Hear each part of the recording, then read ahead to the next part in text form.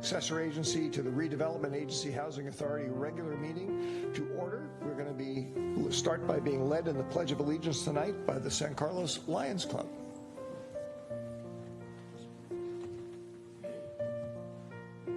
Please join me in the Pledge of Allegiance. I pledge allegiance to the flag of the United States of America and to the republic for which it stands, one nation under God, indivisible, with liberty and justice for all.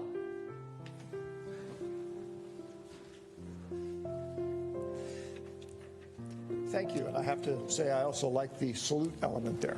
Not too many people do that. Do we have any changes to the order of the agenda, either from staff or from the dais? Nothing from staff this evening, Mr. Chair. Anything from the dais? All right. Then we'll move on to report from closed session. Greg, your timing is impeccable. Greg, do we have anything to report from closed session? Thank you, Greg. We'll move on then to presentations. First presentation is also from the Lions Club. We're going to get a little update on what you guys mean to the community. So thank you. Thank you, Mayor Mark and City Council members. I'm Venetia Young, current president of the San Carlos Lions Club.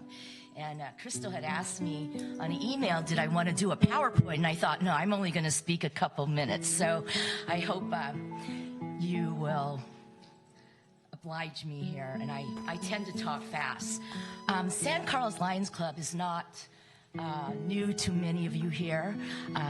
City Council Laura was just a judge for our Student Speakers Contest. Thank you again for that. Mayor Mark is an active participant of our Tri-Tib, and he also supports and sponsors a table every year for our Tri-Tib. But I just wanted to give you a little bit about San Carlos and the things that we do to affect the city. We are celebrating our 81st year as San Carlos Lions Clubs. Lions Club International is only 101 years. So as you can see, the City of Good Living jumped on the bandwagon early. We are the largest service organization in the world with 1.6 million participants or members. And I think right now the biggest countries that are growing are in Asia, China, and also India. And we're honored this year to have our first female international president, and she is from Iceland. And so after 100 years, we have a female president, so we're very happy. When I first joined San Carlos, we were like less than 50% female. And since then, I'd like to say that we've had a 25% growth in the last 5 years. We're going to be inducting 3 new members this week on Thursday night, and we have approximately 62 members now. And I'm sure you know many of the people here that have participated, even a former mayor of San Carlos who couldn't make it tonight. A couple of things that maybe you don't know is that San Carlos Lions Club actually helped build the San Carlos Museum. And there's a plaque in there, and if I'm wrong, Connie, please. We built it.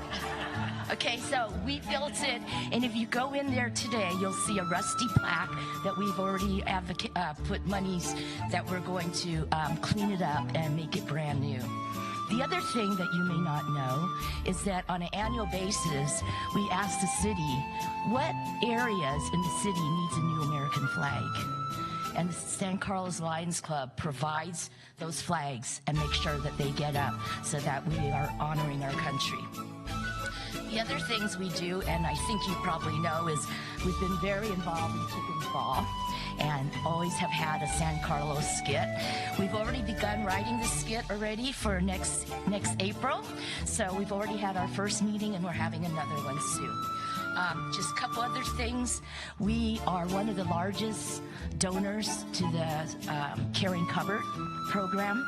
We have several people that have been on the board, Lauren and Sam. And this year we did co-hosted a bowling Strikeout Hunger, and we were able to present a check to Caring Cover for $1,300 and 300 pounds of food.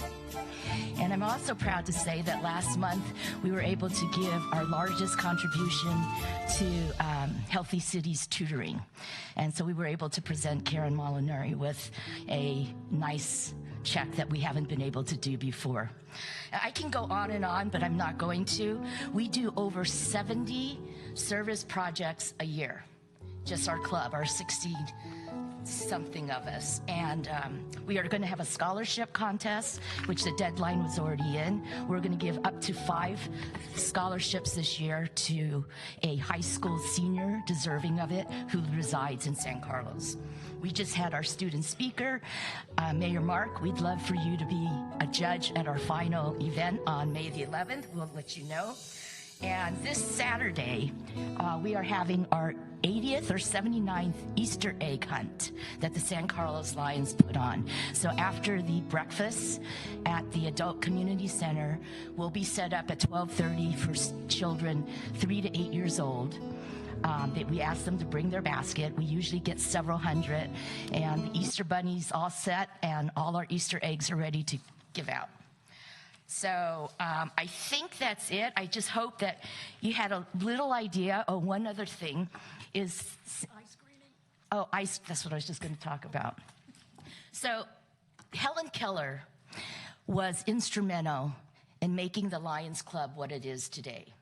There was a group of businessmen 101 years ago who used to meet in Chicago every week for lunch, and they wanted to know what they could do to serve. And so Helen Keller went to one of their meetings, and she challenged them to be the Knights of the Blind. So one of the main things that the Lions Club International focuses on is eyesight. Our club, we help provide eyeglasses for low-income families who cannot afford them. In the last 2 years, we were able to work with the San Carlos School District nurses. We have the state-of-the-art machine that's worth about $10,000, and we were able to, the nurses were able to screen all the students at Tierra Linda Middle School in 3 weeks, where it normally took 3 months. So over the last 2 years, we have screened over 5,000 students already. So those are the things that we're really proud of. And we just donated how many pounds of eyeglasses? 152 pounds of eyeglasses. So if you go around and see the library and different schools, you'll see a box. If anybody has eyeglasses to donate, we do repurpose them for people in other countries. So I want to thank you again for the opportunity, and I hope I didn't speak too long. Thank you. Venetia, you did not speak too long. Thank you very much. And by the way, you didn't need the PowerPoint. That was great. Thank you. All right. In fact, I forgot to ask, are there any questions for Venetia from my colleagues? Okay. All right. The next item is we have a presentation from HIP Housing on the work and services that it provides.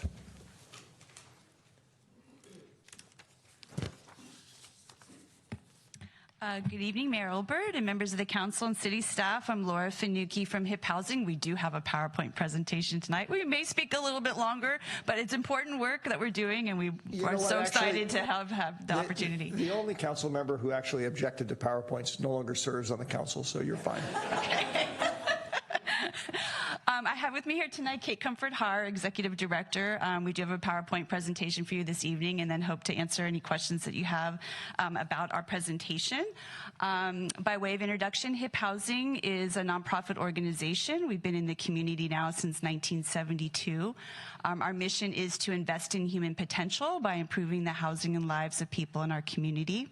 And we do that by offering creative, affordable housing solutions here in San Mateo County. We're very pleased to report that in a given year, we provide housing to over 1,400 individuals here in San Mateo County. About 100 adults and children in our self-sufficiency program for families with children. We have over 650 tenants living in the over 400 units that HIP Housing owns and manages in the county. And we have about 650 people who are in home sharing matches here in our community. And in addition to that, we also field about 3,500 calls from the community quarterly every year who have questions about housing services and resources in our community. Our partnership with the City of San Carlos really began in the early 90s when soon after we finished construction of 2 6-bedroom, 3-bath homes in Redwood City for our self-sufficiency program for families with children. A parcel of land became available on Cedar Street here in San Carlos, and with the city support and the county support and HIP housing support, we were able to purchase the land, and we constructed our third group share property, which is a 6-bedroom, 3-bath home, affectionately known as Robin's Nest. And this is a home to usually 2 to 3 low-income single-parent families who are working towards career and educational goals.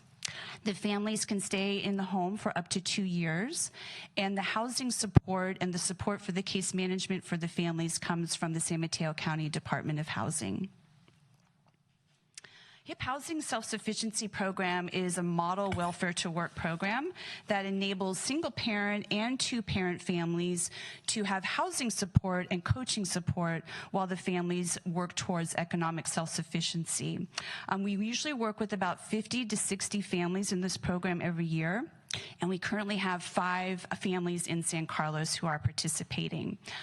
All of the families are doing school and education, but they need support not only with their housing, but with taking a look at their financial well-being, and also to help increase their savings, their income, reduce their debt, increase their credit score, and to provide a holistic approach to looking at the family's needs. Our staff is currently being trained in trauma exposure, because a huge percentage of our families, usually 60 to 70%, have experienced trauma in their lives, also domestic violence. And so we want to take a very holistic approach with them to make sure that they're provided with as many resources and support as needed.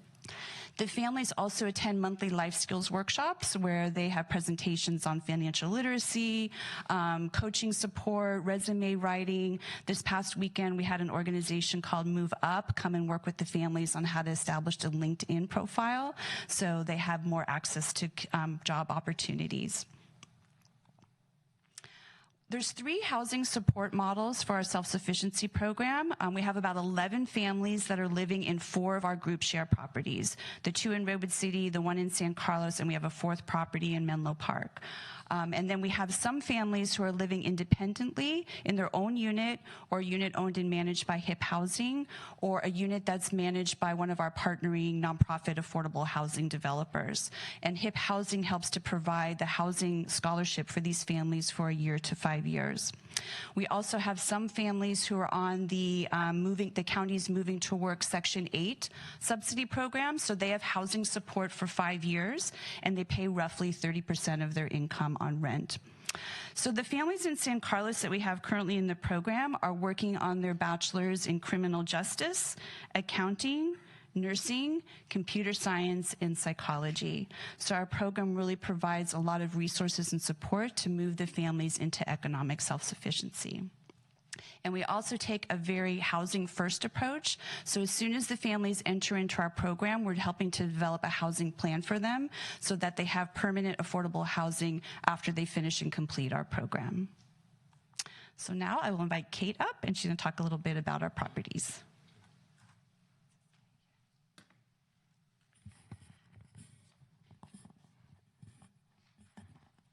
I'm just that much taller. So most people know us by our social service programs, but we also do property development. So our relationship with the City of San Carlos has been long and strong. In 1994, we purchased the Cedar House for Families, as Laura was talking about, and we used a really collaborative financing structure for that that included a HIP housing donor. Then the county came in with a little bit, but we also partnered with what was then the San Carlos Redevelopment Agency in order to acquire this property. We follow that with the acquisition of Cherry Street. Let's see, get this right here. Yes, guess I was already there. Okay, so yeah, so Cherry Sheet. We purchased Cherry in 1995.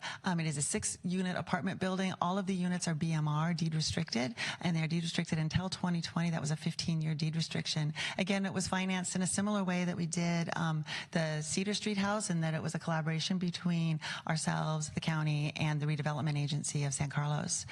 We also do some property management, or did some property management here in the city of San Carlos. We, for a while, several years, were the property managers for 657 and 817 Walnut.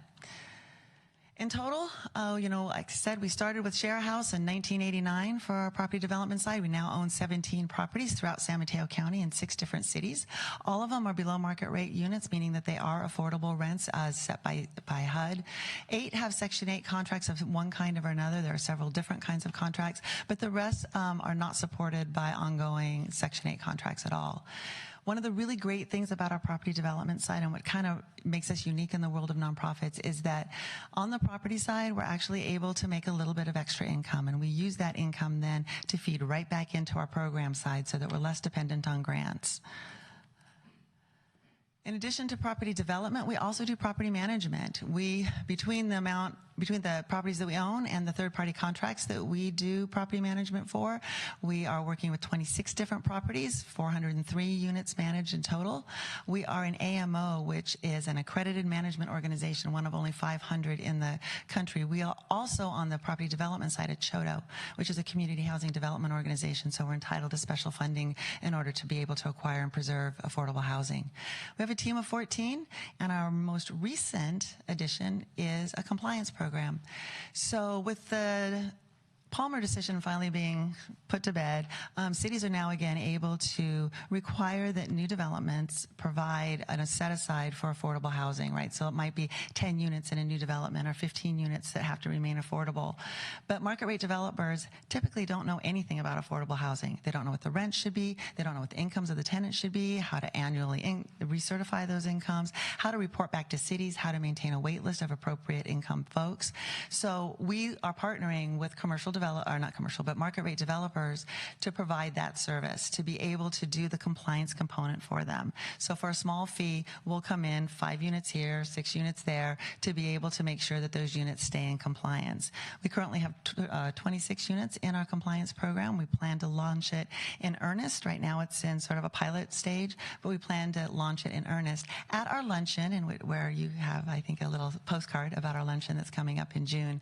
But we hope to really encourage cities to encourage their developers to work with a specialist in affordable housing to make sure that the integrity of those inclusionary units stays intact. So with that, like I said, most people know us by our social service program, and that flagship program for us is home sharing. And I'm going to bring Laura back, who has been doing our home sharing program for 26 years. She is the local expert on home sharing. We actually hosted a national conference for home sharing in October, where we brought over 40 different programs from around the country here to San Mateo County to learn more about how important home sharing is and how it works best, and how to really explore some best practices. So I think Laura's going to share some of those with you tonight. Thank you.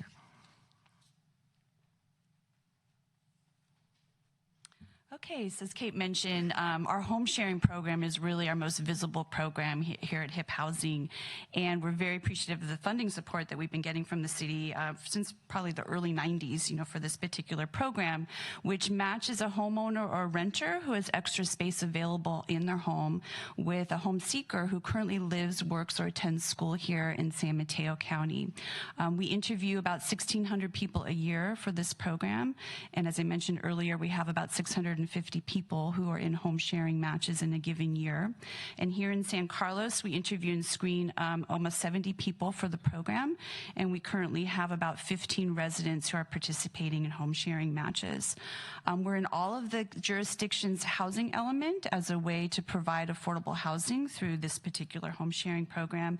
And as Kate mentioned, we're also part of a larger National Shared Housing Resource Center network, which enables us to do a lot of technical assistance to other organizations that are interested in starting programs in their communities. So what home sharing is not for our program is a short-term rental opportunity. Most of our home sharing matches on average are last 3 years or longer. And we have some matches here in San Carlos, 2 matches, one involving a senior and one involving a single parent in a household. They both have been going on for the last 4 years. So it's really more of a permanent housing solution for many people in our community. Home sharing turns existing housing into current affordable housing, and most of our home providers have one room available, or sometimes they have a separate little unit available on their properties, so we help to provide tenants for those types of ADU opportunities as well. And then we facilitate a rent exchange where the home seeker moves in and pays a portion of the rent and portion of the utilities. And then there's some matches that involve a reduced rent exchange, usually with a senior home provider who needs a little extra support in the home with help with basic household chores for a lower rent. We personally screen everybody for the program, and we do that in 4 offices. We have an office in Daly City Community Center, the South San Francisco Senior Center, our main office in San Mateo, and then also at the Fair Oaks Community Center. And we do home visits with all of our home providers as well, so we get to see the space and do a safety check of the home. We also require clients to provide us with proof of ID, proof of income, 3 character references, and we do a background search as part of our screening. We hear from San Carlos residents that the reasons oftentimes that they are looking for new housing is because they're living in a situation where a landlord might be remodeling the unit and raising the rent, or the landlord may need the room back for a family member who cannot find housing, or they might be living in an overcrowded situation, and also residents are being concerned about their commute to work and want to live closer to their place of business. Home sharing is also seen as a solution to provide workforce housing. We work with many individuals that are in the healthcare field, in the education field. Here in San Carlos, we see clients who work for the Palo Alto Medical Foundation, for the San Carlos School District, for the city of San Carlos itself, and through businesses like such as TJ Maxx, Town Restaurant, Union Bank, vocational rehab. So we're often seeing a lot of employees who are also in need of housing. Clients are able to interview and screen each other and make their own decision about a housemate, and we provide them with a comprehensive resource packet so they know what questions to go over with clients when they're first interviewing them over the phone and when they're interviewing them in person. We often also help clients fill out a living together agreement, so we put everything in writing for the share aspect, as well as to discuss what the rent is or the share of exchange will be for the arrangement. And for all of our matches, we do follow-up support for the duration of the time that the clients are matched together. We actually have a volunteer who's a resident here of San Carlos who comes every other week, and she makes phone calls to all of our matches involving seniors. So we're very proactive in keeping touch with all of our home sharing matches. So home sharing not only benefits individuals, but it benefits our community. It keeps housing costs low for both the home provider and home seeker. We usually see that home providers are spending about 50% of their income on housing costs before they have a housemate move in. And for our home seekers, we're seeing a trend that they are already using home sharing as their way to keep their housing costs affordable. So by doing that, they are keeping their housing costs at or below 30% of their income. Over 50% of our home providers are seniors, so home sharing allows them to remain independent in their home and age in place. It also allows for our workforce to stay local and allows employers to recruit and retain their employees. It turns existing housing into a new affordable housing opportunity. We don't have to build it, it already exists. And it's especially important when we have long waiting lists for our subsidized housing, or sometimes often closed waiting lists. Home sharing becomes an immediate solution for people looking for affordable housing. Our new marketing slogan is really "One spare room can change 2 lives." We know that the home sharing program not only impacts the life of our home provider, but it also impacts the life of our seeker. which leads into our marketing campaign. We're very fortunate to have received some funding from the county's Measure K initiative to do some larger scale marketing activities. And here in the South County, you may have seen some of our bus ads on the Samtrans bus. We also have an electronic billboard that goes up periodically between Holly and Whipple on Highway 101. And we have some shopping cart ads at the Safeway in Redwood City. Here locally, we do downtown flyering to the local businesses to distribute information about our program. We also partner with the San Carlos Adult Community Center and with the Sequoia Village, and we post online on nextdoor.com. Lastly, I wanted to mention, as I mentioned earlier, that we do field about 3,500 calls from people in the community who are inquiring about housing resources. There really isn't one central location where people can call and find out about what is affordable housing, what is below market housing, what is subsidized housing, what are some of the opportunities that are available. And so we very proactively want to answer all those calls and all those questions because we know that people in our community are very stressed with their housing situation, and we want to provide a voice of how to help them address their housing needs. So we field over those calls over the year, and we've taken about 70 calls from San Carlos residents. So I wanted to end just with a quote from one of our home providers in San Carlos. The client who has been in a home sharing match says, "After my spouse passed away, I felt very vulnerable living alone. HIP vetted housemates for me and has experience navigating the particulars of home sharing. Being matched with a housemate gives me company, safety, and income. Living with my housemate is comfortable and pleasant. We compromise and we cooperate." So I just want to say thank you again for the opportunity to present information to you about our organization and programs, and Kate and I are happy to answer any questions that you might have. Thank you, Laura and Kate. That was a great presentation. Questions, Sarah? Thank you, Mark. I just had a quick question about one of the properties, 1244 Cherry Street, that I see is deed restricted until 2020, and seeing that that's next year, I'm wondering what the plan is. So our intention is to keep that property as affordable. We're hoping that maybe there might be an opportunity to do other things with that property as well, given some of the situations that we have with affordable. We'd love to be able to turn that into more units at some point if we could do some sort of a redevelopment on it. But right now, the purpose that we have as a mission for our organization is to always keep our housing affordable. So our plan is to keep it that, but it will no longer have a deed restriction. And that's just that extra layer of security when you have a deed restriction. Yeah. Other questions? Laura? Wait, which Laura? That Laura? Oh, sorry. I was referring to our Laura, but she may have a question for your Laura. Thank you. That was a really interesting presentation, and thank you for doing that work. It's really impressive. When it comes to affordable housing, one of the things that I've learned lately is that there's different levels of affordable housing. How do you tackle the different income levels, and what are some of the strategies that you employ to address a range of demographics?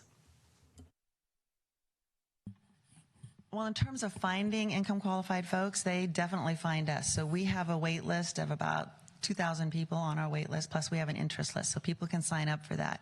They can self-identify up front what their income level is and then how many people are in the household. So it's a combination of knowing how many people in the household and what their income level is to determine where they land at. So in order to be considered affordable by HUD standards, you have to be at 80% or less of the area median income.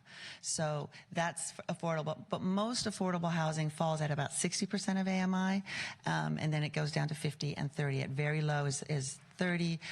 50 is also considered very, or I guess 30 is extremely low, 50 is very low, 60 is low, and 80 and above is no longer considered low income for housing purposes. So we keep a very close track of the HUD standards because it's all determined by HUD, and we check that every year. So every year we have to income qualify all of our tenants. So they know that that's part of the affordable housing gig. You got to recertify every year.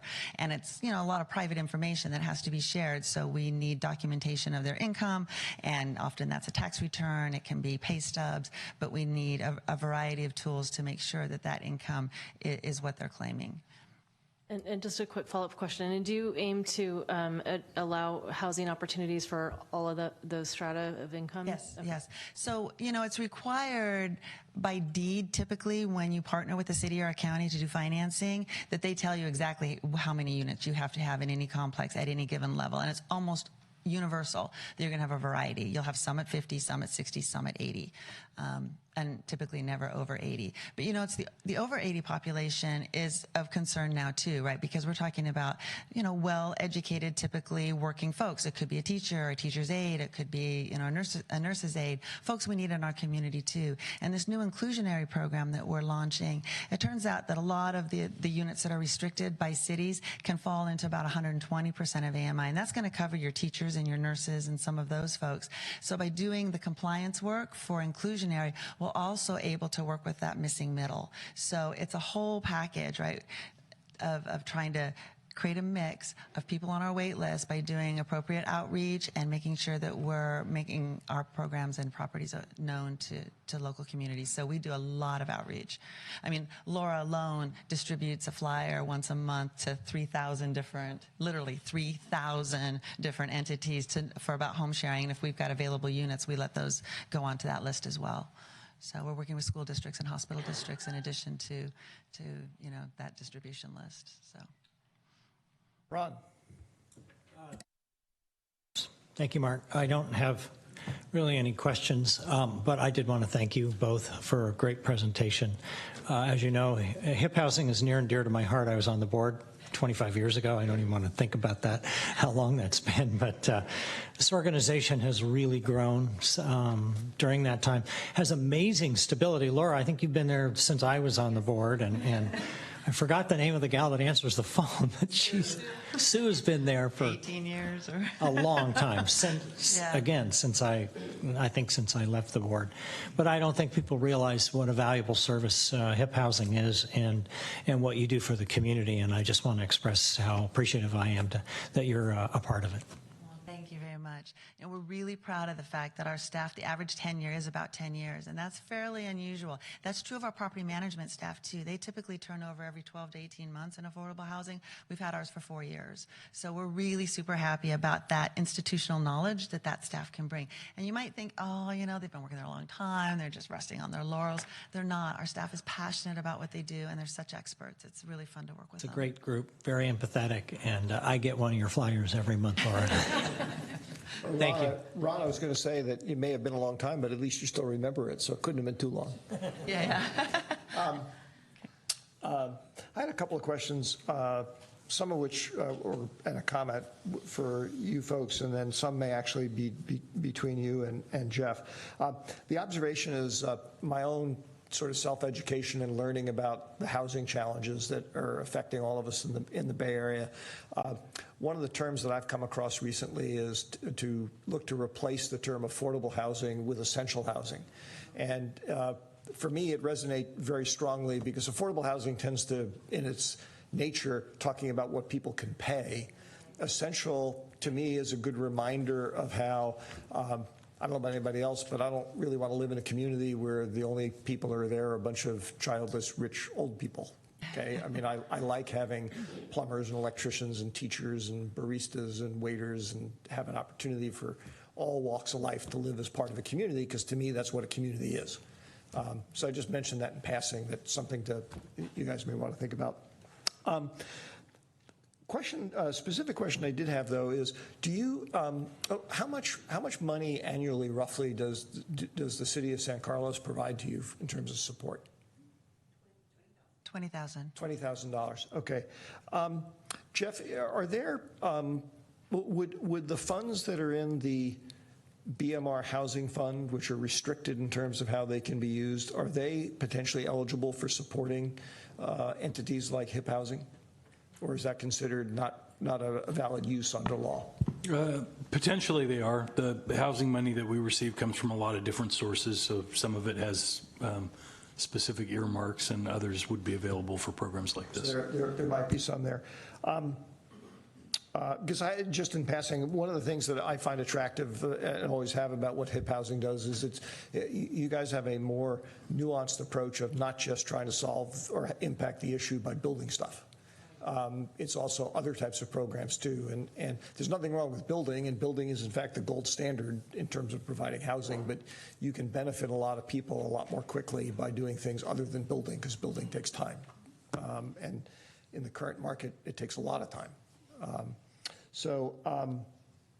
And I guess the last question is the types of services that HIP Housing makes available. Do we have that information, Jeff, for residents on like the website? Do we mention it occasionally or maybe once a year in the newsletters or what? Yes. Thank you. I'm embarrassed to admit that I get my copy of that and I never read it because I figure I read it all already, but obviously I didn't. Okay. Yeah. So we do make that available. Okay, good. So Laura is a San Carlos resident, so she makes sure that there's flyers in the library and the city hall that we're present everywhere. Okay, good. Well, thank you both, Kate and Laura. That's great. Any other questions from the dais? Seeing none? Well, thank you very much. Thank you.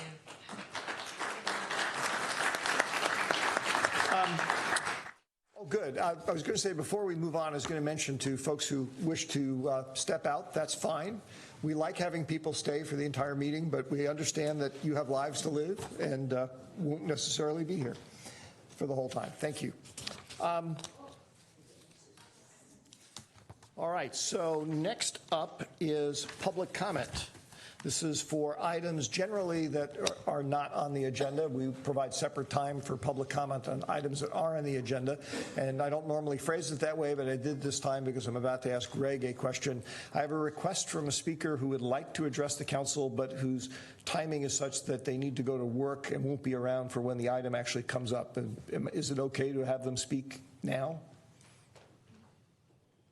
Well, I mean, it's your discretion whether to allow that, but it might not be in the record in the right place in our minutes, but we can make a note of that. Okay. Well, let me start then by Sandy Althouse. If you would like to speak now, you're welcome to, or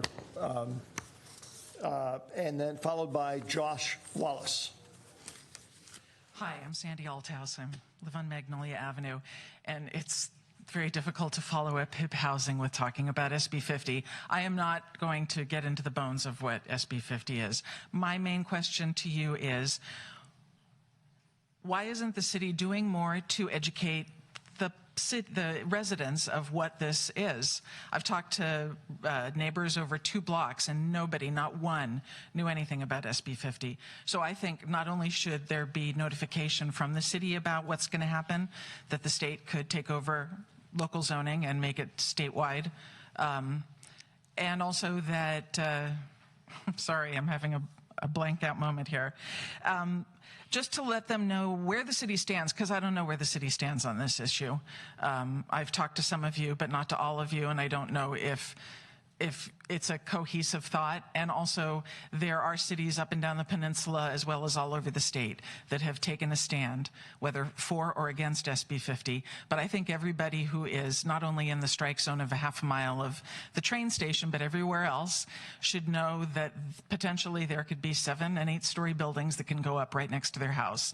And as much as I'm for assisted housing and everybody needs housing, but when you have lived in a place for 22 years and all of a sudden there's an 8-story building next to your house, it's life-changing, it's disturbing, it's terrifying, to be honest with you. I'm very scared about what can happen with SB 50. So please, if you can make a public notification and let us know where the city stands on this issue. Thanks.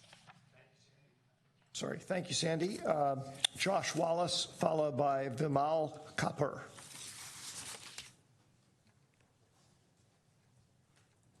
Good evening, Mr. Mayor, council, staff. Thank you for giving me the opportunity to speak. I have a disclaimer, and that is I'm closely associated with the previous speaker, so I did share notes with her, so I hope I'm not redundant to what she said. But good evening. My name is Josh Wallace. I'm a single-family homeowner who is in the SB 50 target zone. But all of San Carlos has the potential to be in a target zone if SB 50 passes. Of course, I'm concerned about my neighborhood and the potential towering high-rise condos, but it's bigger than that. the character of San Carlos is at stake. You know, we always talk about the city of good living and whatnot. This would be the metropolis of good living. And I don't see anybody here who would be in favor of that per se. The loss of local zoning controls an epic threat in and of itself. So many things are wrong with this bill.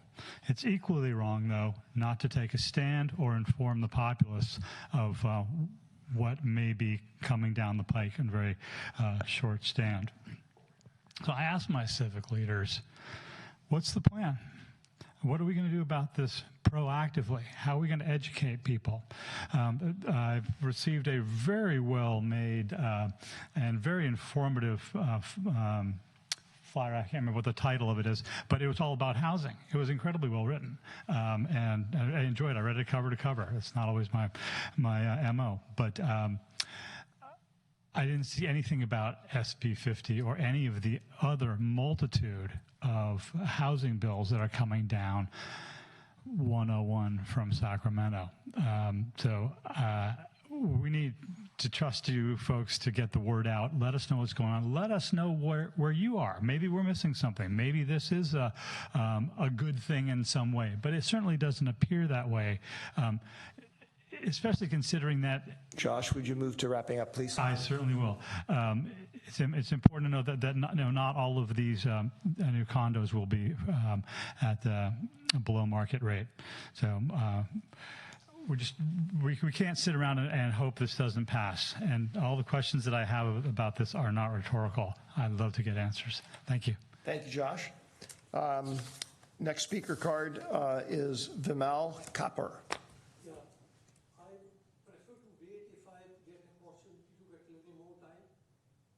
I'm sorry, I did not quite follow that. I'm willing to wait if I'm able to get a little more time. I mean, if you have dispensed with it, if you have more time. Oh, no, we have a rule basically of 2 minutes per speaker, which I, in fact, neglected to tell folks about, but that's our rule. 2 minutes. Mayor, members of the council, ladies and gentlemen, I moved from India about 4 years back. And, you know, this logo of the city of good living, this image has really, for me, I have lived that experience. With the library and the senior center being close together, that has helped me to integrate with the community and feel at home. So, and even in between, I've been to India, and I mentioned the city of good living has helped me to settle here. You know, there are certain questions which I would, because of the constraint of time, I'm laying the foundation for raising some other questions. But I wish to know, if you permit the chair, anybody can tell me what is the origin of this emblem? Who is the person who initiated it? The city clerk, she couldn't dig out any record for that. So for me, like a flag or a symbol, to me it has you know, maybe I have put the city on a higher pedestal in my perception. So what is it that gave this city, and is the city... I wish to have a gold standard by which we can judge the city, whether, you know, by which is easily perceptible to anybody here, that we are we just any city? No, we are a city of good living. So our bar has to be set a little higher, right? So those things of, I have spent sleepless nights trying to find the right words, how to, you know, give you due respect, but still raise some questions, which are, you know, to me, very important. Like I felt that city of, you know, good living has its own certain, I would say, the bar is set high. So, you know, I would, in the limited time that, you know, being given, I have... Vimal, could you move to wrapping up, please? Could you move to finish, please? Yes. I would resort to sending you an email where I will, you know, elaborate it further, because what I am conveying, wish to convey, the time is not there, and I find you know, one thing, the rules or whatever is, if they become the chains, that is not the spirit of, you know, I would say the founding fathers of this country. You know, where the individual initiative or something is at the highest, there, certain questions about what we are. Mail, I need to ask you to finish. Okay, thank you. And by the way, for everybody's benefit, just in general, I cannot commit my colleagues, obviously, to meet with folks, but in general, we are also available to meet with concerned citizens on topics outside of council meetings. And that is another avenue beyond email and letters and testifying at council meetings that one may wish to use. All right, let's see. That's the last speaker slip I have for items not on the agenda. Is there anybody else who wishes to address the council on a matter not on the agenda? Okay, we will then move on to the consent calendar. The consent calendar items that are normally approved en masse without discussion. Oops. No, it's actually after that. Oh, no, you're right. I'm sorry, Ron. You're absolutely correct. It's always good to have a vice mayor to point out your mistakes. So thank you, Ron. The next item on the agenda is actually council communications and announcements, and this is a little bit of a change that we introduced last time for my colleagues and I, rather than at the end of the meeting, to briefly make comments, emphasis on brief, please, of items of general public interest that we want folks to be aware of. So, Adam, is there anything you'd like to add? I'm just glad to be back. I missed the last couple of meetings, back from surgery and ready to get back at it. So glad we have interesting topics today. Well, and you know what, I have to say, you were missed, because every time I looked in this direction with Ron and the reflection of me and his monitor, I just saw a bunch of old guys. So, you know, it's nice. All right, so Sarah. Thank you, Chair. I think I'd like to co-present with Laura. I'll share my time with her. Laura and I went to the Progress Seminar in Monterey over the weekend, and the Progress Seminar is an opportunity for community and business and government officials to meet, and there were several roundtable breakout sessions that we got to participate in, including housing and sea level rise and transportation and mobility, all topics that our council is talking about. And it was a very valuable experience. We got to hear what other cities in our county are doing, and I think it's a really valuable opportunity to collaborate and learn from each other. I'll turn it over to Laura. Thank you. Yeah, so there were some good learnings. There are a couple of topics of note. We heard a keynote speaker from Dr. Dean Winslow out of Stanford. He's one of the co-founders of an organization called SAFE, Scrubs Addressing Firearm Safety.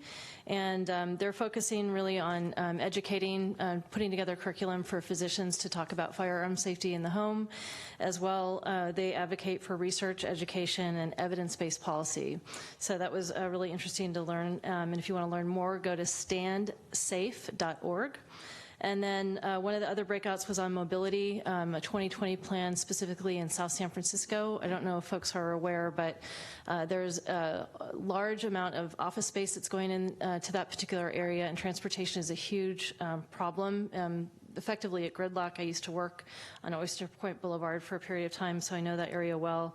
But one of the models that they've adopted is the fact that South San Francisco, in that particular area, there's no homeowners per se or residents, but it's all businesses. So they're partnering with the businesses to try to solve the problem, and have asked some of the commercial entities to step up to the tune of $1 per year per square foot. So they discussed that Genentech is going to be supporting initiatives to improve mobility to the tune of $5 million, and they're starting to kick that program off. So it was a really interesting model to hear, and I was glad for the opportunity to learn more about it. Thank you, Laura and Sarah. Ron, did you have anything that? No, Mr. Mayor, I was out of town between meetings. That's right. I won't say where you were. We don't all want to be jealous. I have nothing to add this evening as well. So now we actually will move on to the consent calendar, which, as I mentioned before, are items normally approved by the council en masse without discussion, although any council member can ask that an item be pulled off and addressed separately. Adam, I see your light is on. Did you? I did. Yeah, I wanted to pull item 8H of the consent calendar. H? Yes. Okay. And Sarah? I had one very small change to the minutes from our special meeting, so that's D, but it's a very small one-word change. Well, I tell you what, why don't we pull both those items off and we'll just deal with them separately immediately after we do the rest of the consent calendar. So do I hear a motion to approve the consent calendar minus those two items? So moved. Is there a second? Second. There's a motion and a second. Crystal, would you please call the roll? Yeah, Mr. Chair, I just wanted to point out one thing just for the record, that on item G of the consent calendar, there were some slight changes to the numbers that are in the staff report and the report that's going to go to the State Department of Housing. The number went up by 4, I think, overall, and there were some changes in some of the subcategories, just to make it clear what you're approving tonight. Thank you, and I thought you were, for that, I thought what you were going to remind us is that the people making motions and seconds should have read the language on the Well, you've been very good at that the last few meetings, so I wasn't, but I always watch for that. So Adam, I believe you moved, if you were so willing to incorporate that. I have moved to approve City Council consent calendar items A, B, was it C? Yes, A through C. A through C, E, F, G, I, and J. And then you have to read the ordinances. I may never. I and J you need to read because you delayed on the other one. And adopting ordinance, well, we're pulling this one, right? So that doesn't count? Yes, you're just going to read J, H and J, I and J, sorry. Item adopting ordinance number 1544, an ordinance of the City Council of the City of San Carlos amending San Carlos Municipal Code Title 8, Health and Safety, consisting of adding a new chapter 8.02 to the San Carlos Municipal Code to prohibit the sale of flavored tobacco products in the city limits and tobacco products in pharmacies, and modifications to chapter 8.06 to add the definition of tobacco products. And item J, adopting ordinance number 1545, an ordinance of the City Council of the City of San Carlos establishing a sidewalk vendor program, amending the San Carlos Municipal Code to add chapter 5.43 and amending chapter 5.44, solicitations, definitions, deleting chapters 5.60 and 10.32.300, amending chapter 12.12.210, regulation of park facilities, and making findings pursuant to the California Environmental Quality Act. Ron, I believe you seconded. Is that My second is confirmed. All right. In that case, Crystal, please call the roll. Councilmember Collins? Yes. Councilmember McDowell? Yes. Councilmember Palmer Lohan? Yes. Councilmember Rack? Yes. And Councilmember Obert? Yes. All right, let's take up item 8D, approved minutes of March 1st, 2019 City Council special meeting. Sarah. I just had one small edit. It's on packet page 13, under review zoning to make it more attractive to housing. Second bullet, it says consider housing layers and levels that work for developers, parentheses, trickle mix. And I just wanted to edit trickle to triple because we had talked about retail, then office, then residential being a triple mix. Thank you. Excellent catch. I think Jeff probably owes you something for that slipping through. Is there a second? Second. There's a motion and a second. Crystal, would you please, any discussion since we pulled the item?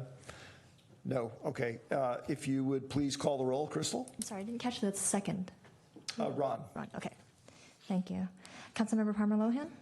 Yes. Councilmember McDowell? Yes. Councilmember Obert? Yes. Councilmember Collins? Yes. And Councilmember Rack? Yes. Okay, item 8H, adopt ordinance 1543, amending San Carlos Municipal Code Title 8, Health and Safety, adding chapter 8.03, regulation of smoking in multi-unit housing. Okay. Thank you. As I mentioned, missed a couple meetings, and this was one of the items that you took up, I guess, last meeting. And while I certainly support just about everything in here, I guess my one concern is we've set a time frame. I mean, I see this as an important public health issue, but yet we were giving 14 months to enact this in place, and most leases are a year. So to me, if we were trying to capture everybody, doing something at sort of an 11-month timeline would be a better approach to do this. I understand, so I know we can discuss and try to pull this off and look at this differently. I know that would mean we have to bring it back at another time, but I'd like to look at a shorter time frame to move this to an action. I think it's an important issue, and I think 14 months is way too long to enact this in place. Let me make sure I understand the bid-ask spread here. It sounds like you're asking that be modified, so instead of 14 months, it was 11 months. Right, I think so. That would capture most, if not all, leases that are coming in, given that there's a month normally after this is passed for an ordinance to go into place. So you're really capturing everything. And I understand that, you know, I get the situation of not wanting to do a sort of 3-month and then have a problem where, you know, people have leases and other things. It creates issues, and you have landlords need to educate and redo leases. But I think 11 months is a reasonable amount of time to do for this. Okay. Are there any questions, other questions for Adam? And I'd ask my colleagues to limit it at this point to questions, because we do have somebody who would wish to address us on this item, and so I want to give them a chance to do that before we actually have a discussion and vote. Ron. Yeah, I just wanted to clarify. I know there's a reason that we picked the 14-month time frame, and I'm trying to remember what that was. Good evening, Council. Tara Peterson, Assistant City Manager. We spoke with Rovi Antonio. I apologize. I didn't want to get her name wrong. And she represents CAA, which represents a bunch of apartment owners and property managers. And the difficulty with going less than 1 year is exactly that. There are leases being negotiated as we speak, leases that have already been signed, and in some cases they haven't even necessarily moved in yet. And this, if passed tonight, it'll be 30 days before it will take effect. Our intent is to fully start educating people and getting the language to the landlords and doing all of those pieces so that within that 14-month time period, everything will be in place.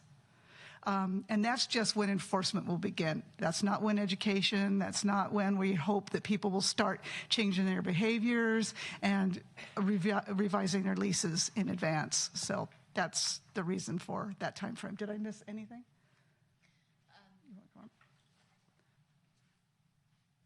Good evening, Nicole.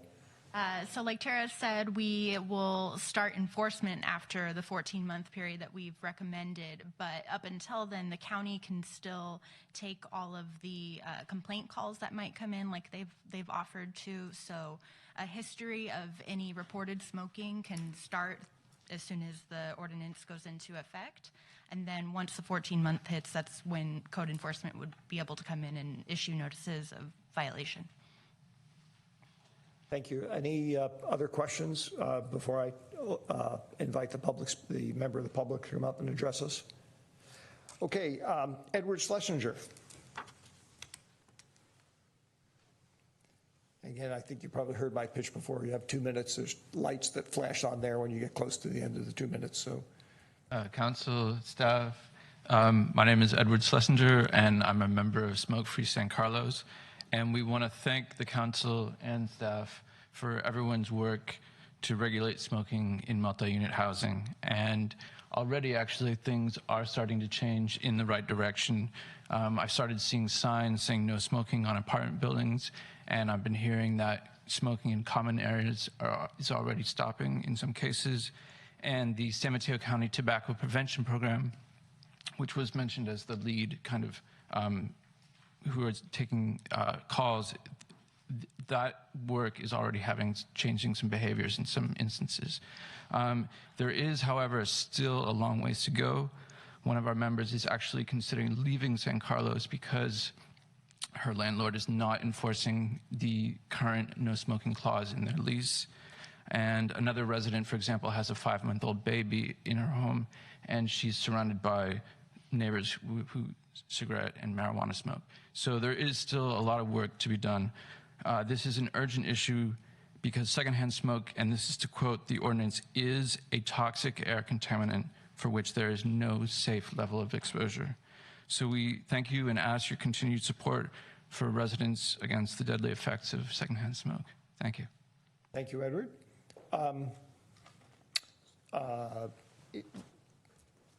Open mic discussion. Somebody wants to make a motion. Have at it. All right, I'm going to move to approve item H. I think we've pretty much given it a pretty good consideration, and I think 14 months is reasonable. So I'm going to move that we just adopt it the way it is. But I understand Adam's concern. I hate to be overly pedantic, but this one, once again, if you wouldn't mind reading it as part of your motion. Sure, okay. Item 8H, item H, adopting ordinance 1543, an ordinance of the City of San Carlos amending the San Carlos Municipal Code, Title 8, Health and Safety, adding Chapter 8.03, Regulation of Smoking in Multi-Unit Housing. Is there a second or further discussion? Can I'm going to wait. Okay. Wait for a second. We'll do something unusual. I'll second it. Not commonly done, but chairs are actually allowed to second things as well. Discussion. Commentary? Yes. Go ahead. So, I mean, I brought this up because I think it'd be it would strengthen the ordinance, but regardless, I think moving this forward at a minimum is important to do, and I support moving this forward. I think we could do a better job of strengthening it, but I get that people want to move forward with it, so I'm not planning to ultimately oppose it, but wanted to raise that issue, see if there are others on the council that wanted to consider that. Any other comments? If not, Crystal, would you please call the roll? Councilmember Olbert? Yes. Councilmember Palmer Lohan? Yes. Councilmember McDowell? Yes. Councilmember Rack? Yes. And Councilmember Collins? Yes. All right. Thank you. We will move on to item 9, reports to council. These are not action items, but are to provide information for the council and the community and provide a forum for asking questions and perhaps bringing things back in the future. Good evening, Council. Tara. My name is Tara Peterson, Assistant City Manager. Before you this evening, we have the Community Characteristics Study, or survey, whichever you prefer. And I'd like to introduce Dr. Timothy McClarney of True North Research, who conducted the survey for us. Thank you. Good evening, Chair Olbert and members of council. Tim McClarney with True North, and we're a firm that for the last almost 20 years specialized in working with cities and other types of public agencies around the state and using surveys to develop a statistically reliable understanding of the communities and the customers that they serve. We've done a little over 1,000 research studies for public agencies, a little over 300 for cities, and most of the work that we do for cities is what we'd call the community satisfaction studies, which are really focused on how residents, what their needs are with respect to the services that cities provide and what their opinions and perceptions are of the services that they're receiving. This is actually, and we do that for the city of San Carlos as well. We've had the privilege of working on that type of study several times for the city in the past. Tonight's study is actually a little different, and it was, as a researcher, kind of fun to do, where instead of really focusing on the service pieces of it, the city said, we want to know more about the residents that live here, right? And both in terms of some of the demographic characteristics, housing characteristics, lifestyles, do they anticipate living in San Carlos in the future, and those sorts of questions. And so as a researcher, not many cities do this, so it was kind of fun to put it together. Tonight's presentation covers just some of the highlights of the research. I've also taken a different tact in this presentation where rather than trying to be real broad and not very deep, meaning covering all the questions but not in any real depth in the presentation, I sort of zeroed in certain areas. I'm going to show you how the relationships sort of vary amongst your residents and see some of the relationship between, the types of housing and how connected people feel to the community and what their distances they commute and things like that. And so I also welcome questions from council as I go, whichever is your preference. Okay, so as I mentioned, this study was a bit different than the usual studies we do for cities, and you can see some of the items that we've covered in this study, looking in terms of opening up with sort of perceptions of San Carlos as a place to live and their plans for whether they anticipate living in the city in the future, examining how connected and engaged residents feel to the community, profiling residents' housing and employment, commute, transportation. So we shift gears a lot through the survey, and you'll see that we shift gears through this presentation as well, kind of hitting in these different silos of topics. And then also looking at sort of lifestyle characteristics of San Carlos residents, things that you're not going to pick up out of a census, for example, every 10 years, but they give us some information about how your residents spend their time, what types of media they use, how much time they're spending with media, and their use of other sort of household services. In terms of the methodology, we use the same basic methodology for this study that we do for the city's community satisfaction study, where we start with a comprehensive database of households in San Carlos, and then we select a random sample from those households, and we recruit those individuals that we've sampled 3 different ways. We actually send invitations via mail that have a unique PIN number that they can enter, email, that same PIN number is linked, and then also phone, right? And so it used to be that we did these studies only by phone. You'd recruit by phone and you do data collection by phone. That doesn't work so well anymore. And what we find is that you need multiple recruiting methods, multiple ways that people can participate in a study to make sure you have that representative random sample of your community. We set out to get, I think it was somewhere between 400, maybe as many as 600. We wound up with 885 interviews, right? So we had a really strong participation from the community, which is great. And what that allows us to do is have a greater degree of statistical reliability around the estimates that we have in this survey. You see at the bottom of there, the margin of error at 3.23%. What that means is we can be 95% confident that the results we'll share tonight are within 3.23% of what we would have found had we spoken with all adult residents in the city. Okay, so with that, we'll start talking about the results. This first graphic here shows the results to an open-ended question that we asked at the outside of the study, which is, what do you like best about living in San Carlos?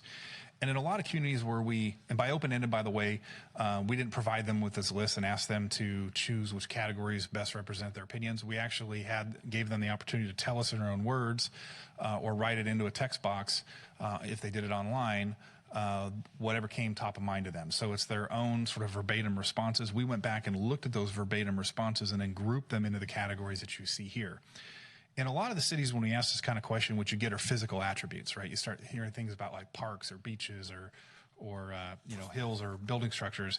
In San Carlos, what we saw is a lot of sort of what I would call the intangible feel of the community, right? So you have small town feeling being the number one answer at 29%. It's a nice community with good neighbors, 24%.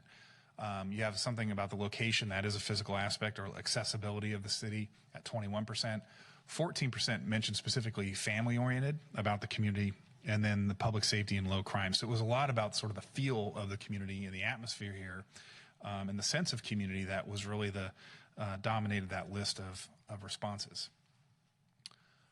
Another open-ended question right out of the gates where we asked, what is the thing that you would most like to change about San Carlos? So we asked about what they liked most about living here. We also asked them what they would most like to change. Limiting growth and development, number 1 at 33%, reducing traffic congestion at 25%, and improving parking at about 15% top that list. Now from here, we get into some questions about housing and their plans for living in San Carlos in the future. On this slide, we had asked individuals, do you anticipate that you will be living in San Carlos 10 years from now, right? So everybody obviously we're talking to today is a resident, but in 10 years do they anticipate being a resident? You had a little over half, 53%, say yes to that. They anticipate staying in the community at least another 10 years. About 18 or 19% mentioned that they don't anticipate staying in the community that long. 28% were not sure. Within this, we also had a follow-up question about, do you anticipate retiring in the community? And what we found is about 40% of folks were either already retired or weren't retired but plan to retire in the community. So 4 out of 10 residents plan to be here for the long haul. Now, I mentioned we're going to start to dig in a little bit behind this, and there's some interesting relationships here. So what this is this pie chart broken out into columns within different subgroups of your residents. So on the far left there, you see at the bottom, it says engaged, connected with the community, vary somewhat, slightly, not at all. We had asked individuals a question about how engaged they feel and connected they feel to San Carlos.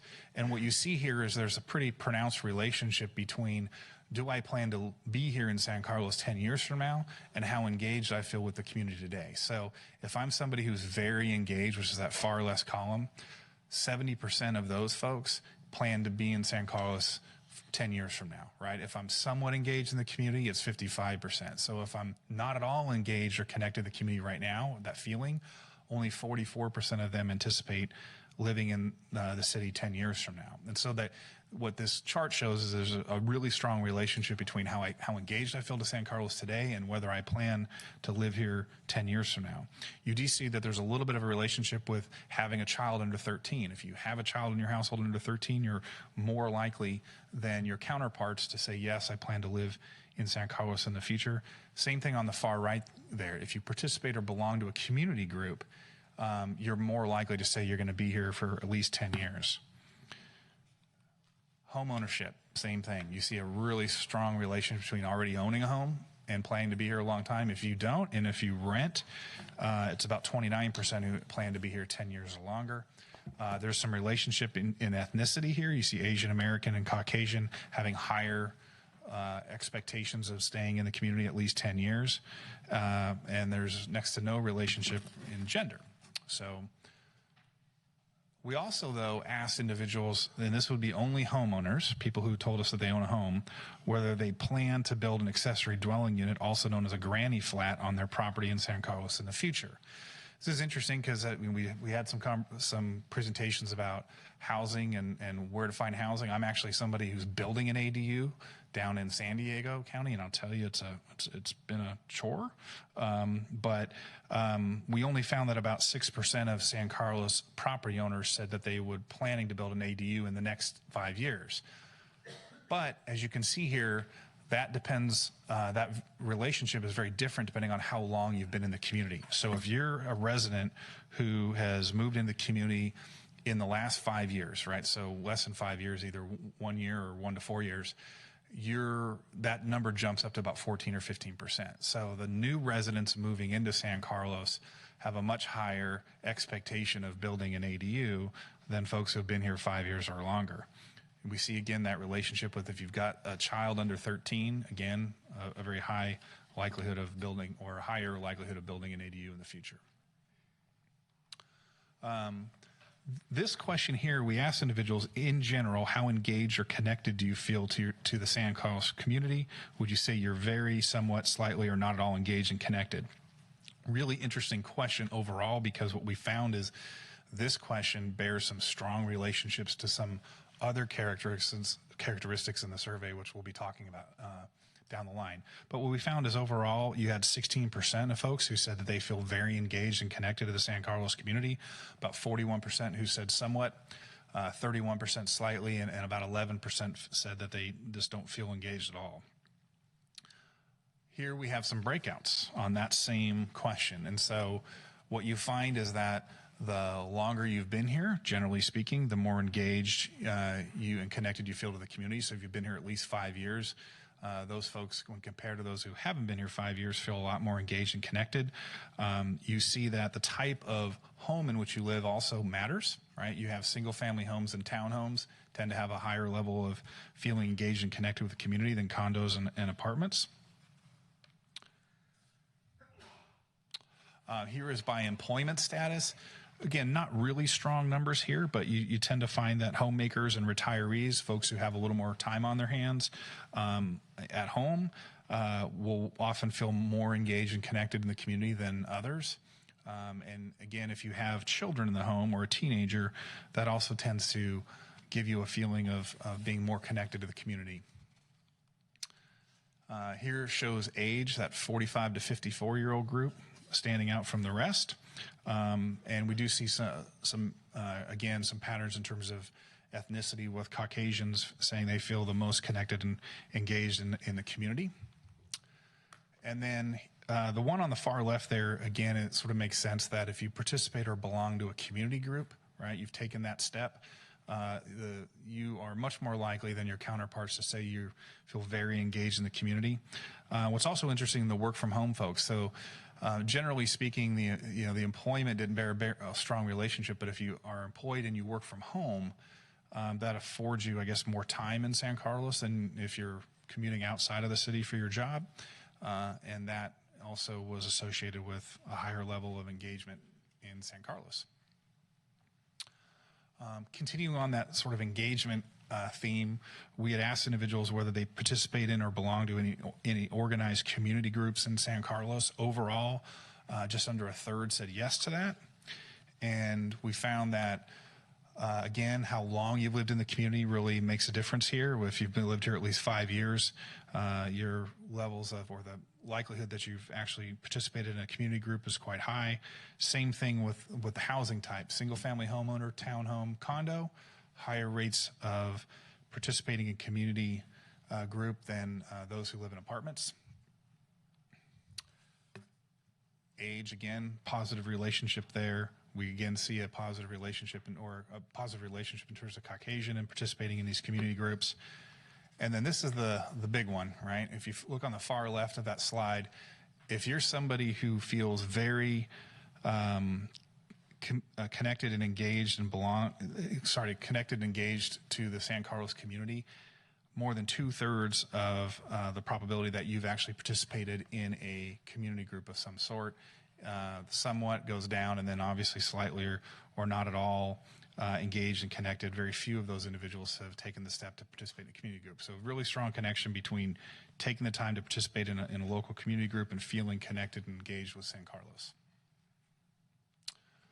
Now we're going to shift gears here a little bit and shifting over to employment and commute related data. So this first question simply asks individuals to describe their employment status, and you can see that overall we had 66% of the folks we spoke with indicating that they're employed, with 58% of those employed full-time. Fairly small fraction of students, about 4%, and another fairly small fraction of homemakers, about 5%, and overall about 23% of the folks we spoke with were retired. See the typical sort of pattern in terms of employment in relationship to age, which is, as you get to that 65, the folks who are retired really jump and the percentage who are employed goes down. And here we see kind of an interesting relationship of education by employment status, right? The more educated you are, and particularly at the point you get a 2-year degree or better, your levels of being employed full-time or part-time go way up compared to less education. We also see a relationship with gender. And then we ask individuals to describe their occupation to us as well as their industry, right? So we get a sense of what do they do for a living and in what industry do they do it. And about a third of San Carlos residents fell into 2 categories. The first is what we call, and by the way, these categories, they told us in their own words what their occupation was and what their industry was. We went and looked and grouped them into their correct categories because we found that if you give them the categories, folks tend to miscategorize their occupation or their industry. And so we just let them tell us in their own words, and then we group them appropriately. But about a third of your employed residents are either professional specialty, not in IT, and we're talking accountants, lawyers, engineers, scientists, lab techs, right? That was number 1 at 19%. And the second one was executives. So think general managers, CEOs, CFOs, controllers, business owners, other high-level execs, about a third. And then it goes into sales, and the fourth one down there is teachers. So whether that be everything from grade school on up through college. In terms of what industries they work in, IT manufacturing was the number 1. You had about 1 out of 5 folks say that they work in that industry in some capacity, followed by medical and social services or healthcare, education, and then business services. So businesses that provide business services to other businesses. Now, of those people who were employed, we asked them whether or not they commute to a location outside of their home or they work from home. And if they work from home, we asked them, do they have a home-based business?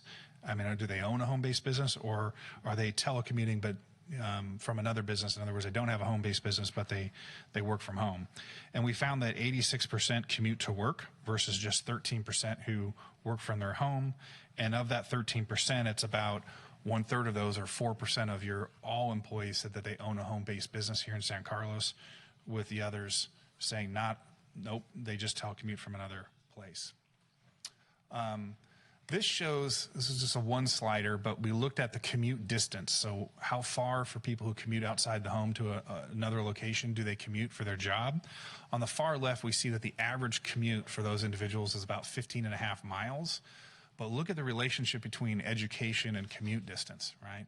The more educated a San Carlos employee was, the further they're driving for their jobs, right? With those at the extremes, if you have less than a college education, your average commute is about 8.4 miles. If you have a graduate or post-grad degree, your average commute is 17.25 miles. So the more educated you are, the further you're driving. Another transportation-related question, only this wasn't about the commute. This was about when traveling within San Carlos, how often do you use a personal vehicle, walk from home to a local store or restaurant on down? And you can see that about 92% of your residents on a weekly basis are using a personal vehicle when driving around town. Tim, let me interrupt you for a second. Sure. And this is a little unusual. I'm doing this only because we have a fairly significant major item that a lot of people are. Well, what I was going to ask is if you wouldn't mind, if there's a way to sort of summarize where you're going. Sure. Thank you. Let me just jump to the back here for you. So some of the interesting observations, I looked at this as saying, when you look at the overall results among your residents, they're interesting. When you start digging behind those overall results, and you look at them by the relationships between how they answer certain questions and other questions, you see some really interesting patterns. Number one, really strong relationship between feeling connected to the community and some of these other factors. Like I said, the length of residence, home ownership status, home type, having a child in the home, et cetera. So there's some really interesting and strong relationships or predictors of whether somebody feels connected to San Carlos or not. I mentioned that the farther or the more educated a San Carlos resident is, the further they're driving for their job. And some of these other patterns I already mentioned. I think at the bottom, one I didn't show you, or two things I want to mention. One is you're seeing a really high use of what I would call home-based services among residents. People are importing folks to either clean their house or work in their yard, or they're having people deliver things to their homes on a regular basis. So there's a lot of trips coming in to service the needs of your residents that are not residents, but they're coming in to help provide services to your residents. And then finally, we all hear about screen time, especially if you've got kids. We found that San Carlos residents are spending about 6+ hours a day on screens, one way or the other. So I will wrap up there, and if you have any questions, feel free to ask. Thank you, Dr. McLarney. I appreciate it. Actually, what I'd like to do, if you don't mind hanging around, are you able to do that? You got to fly? Yeah. When do you have to fly? I've got to be to San Francisco International Airport by 9. Oh, okay. Well, you probably have to leave now anyway. That's okay. Because we don't like to encourage our experts speeding down the highways. Let me ask my colleagues. What I was going to do is if Dr. McLarney had an opportunity to come back later this evening or stay this evening, is just to hold questions. I don't want to interfere with people asking questions. I do also want to give anybody who's a member of the public who wanted to address us on this topic a chance to speak. But I'd ask if we can hold questions till either later or give them to staff and have you come back at some point to do that. I'd appreciate it. Sure. And again, it's just because of the items that we have coming forward. Certainly. Because I have questions, I don't need to get them answered today. Can I just email them to there's some more clarifying questions I think would help me on that end. Don't email them to me because I couldn't answer them. I will stay away from you, Mark. Thank you. Thank you, Dr. McLarney. All right, thank Appreciate you. it. Have a great night. Is there any member of the public who would wish to address the council on this item? I don't have any speaker cards, but see Matt. Okay, thank you. In that case, we will move to the next item, which is receiving a presentation on San Carlos's efforts aimed at addressing the essential workforce housing crisis. And because this is an evening, Al, before you get started, because this is an evening for doing things a little differently, I'm actually going to invite the members of the public who wish to address us on this topic, of which I have a number of cards here, to come up and address the council before we do the staff presentation and questions. So Al, if you don't mind. And the reason I want to do that in part is because I want to make sure that everybody who's waited here patiently has a chance to chime in, and also because this is a particular topic where it's complex, and helping set the context before there's even the staff report and the questions and follow-on discussion, I think, is pretty important. So with that, I'm going to call people up two at a time. And please remember that we do ask you to keep your comments down to 2 minutes. And so starting off with Jane Tinney, followed by President Michelle Nafak. Is Jane here? Oh, okay. I didn't get to her soon enough. Sorry. Well, in that case, we'll start with President Nafak from our friends over at the San Carlos School District. Good evening, Michelle. Followed by Ben Fuller. Hi, council members. Good to see you all this evening. I came on the right night because everyone who knows me knows how much I love data, and I just got to see a whole lot of it, so that was perfect. Fellow researcher in the house. So first of all, I'm Michelle Nafak. I'm the current president of the San Carlos School District Board of Trustees.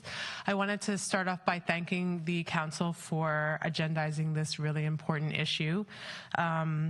Everyone back at the school district really, truly, strongly believes that having our teachers, custodians, staff, everyone who works in our system be able to afford to live within our community strengthens the experience for our children, improves their education. We love seeing our teachers at our community events. We love seeing them downtown on the weekends and at Trader Joe's. It just really makes our kids feel connected to their schools. And so we agree with you that this is a really important issue. It's a community-based issue. It's a far-reaching issue. As you can imagine, our primary mission as a school district is to educate children, and that is the one that we've been keeping strongly in our sights of recent months. And so I'm just here to say thank you. We're eager to see how you lead the way on this issue. We're eager to think about how we can support you in your efforts, and we encourage you to continue on. Thank you. Thank you, Michelle. Ben Fuller, followed by Sandy Walker. Hello, everybody. First, I'd like to welcome Adam and Laura and Sarah to the City Council. It's great to have you guys on, so congratulations on being elected. It's good to see everyone. It's been a while. I wanted to talk briefly about affordable housing and how it relates to SB 50. We've been spending some time. We've been in Palo Alto for a big community meeting over there. We met with the mayor of Los Altos and the mayor of Cupertino and some other people while we were there. We've been talking to Jerry Hill's staff and San Carlos folks about SB 50. And we've also been leading a conversation on Nextdoor, which some of you might have seen. What's interesting about SB 50 and how it relates back to our issue tonight of affordable housing is that SB 50 is claiming that this is going to help with greenhouse gases, that everyone's going to ride public transport, and that it's going to lead to lots of affordable housing. But what it really is what we call trickle-down housing, which means that if you build it, whatever you build, somehow the supply and demand is going to affect the pricing eventually, and there'll be more affordable housing, even though they're really primarily focused on building luxury condos. And Menlo Park is a good example of that. I'm seeing that the return on investment from any new developer coming into Menlo Park for one of these new SB 50 developments where they can build 75 to 85-foot homes would be 450% of what they're currently making in terms of ROI. So this is great for developers. It's incredible for unions. But the real question is, after seeing this incredible presentation by the consultant, where everyone loves the small town feel and they love San Carlos, is this going to be a fit for us? So I just wanted to challenge you guys to look at this issue. We're all going to be talking about this for a long time. And back to what should we do? Because I know you can't just say no to everything. You know, the East Side has a role in this. We are an affected community, so building every home in our neighborhood, maybe it's not the right move, but we do think that there's got to be some housing built on the East Side as well as throughout the rest of San Carlos. Let's distribute it. We want to talk to you guys about that, and we want to really encourage you guys to look at these issues, and thank you so much for your time. Thank you, Ben. Sandy Walker, followed by Selena Zilmer.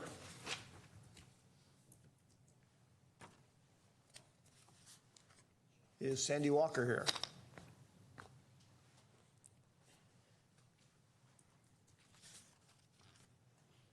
Good evening, City Council members and City staff. Thank you for giving me the opportunity to speak. My name is Selena Zellmer, and I just wanted to share my story with you. My husband and I moved to San Carlos in 2010, and in the past 8.5 years, we have gotten married, had 2 children, and become invested in the community that we live. My husband has taught at Central Middle School in the San Carlos School District for the past 4 years. My 3-year-old attends preschool at Smarty Britton Acres, and I work for Galileo Learning, which runs summer camp programs that hundreds of San Carlos children attend every summer.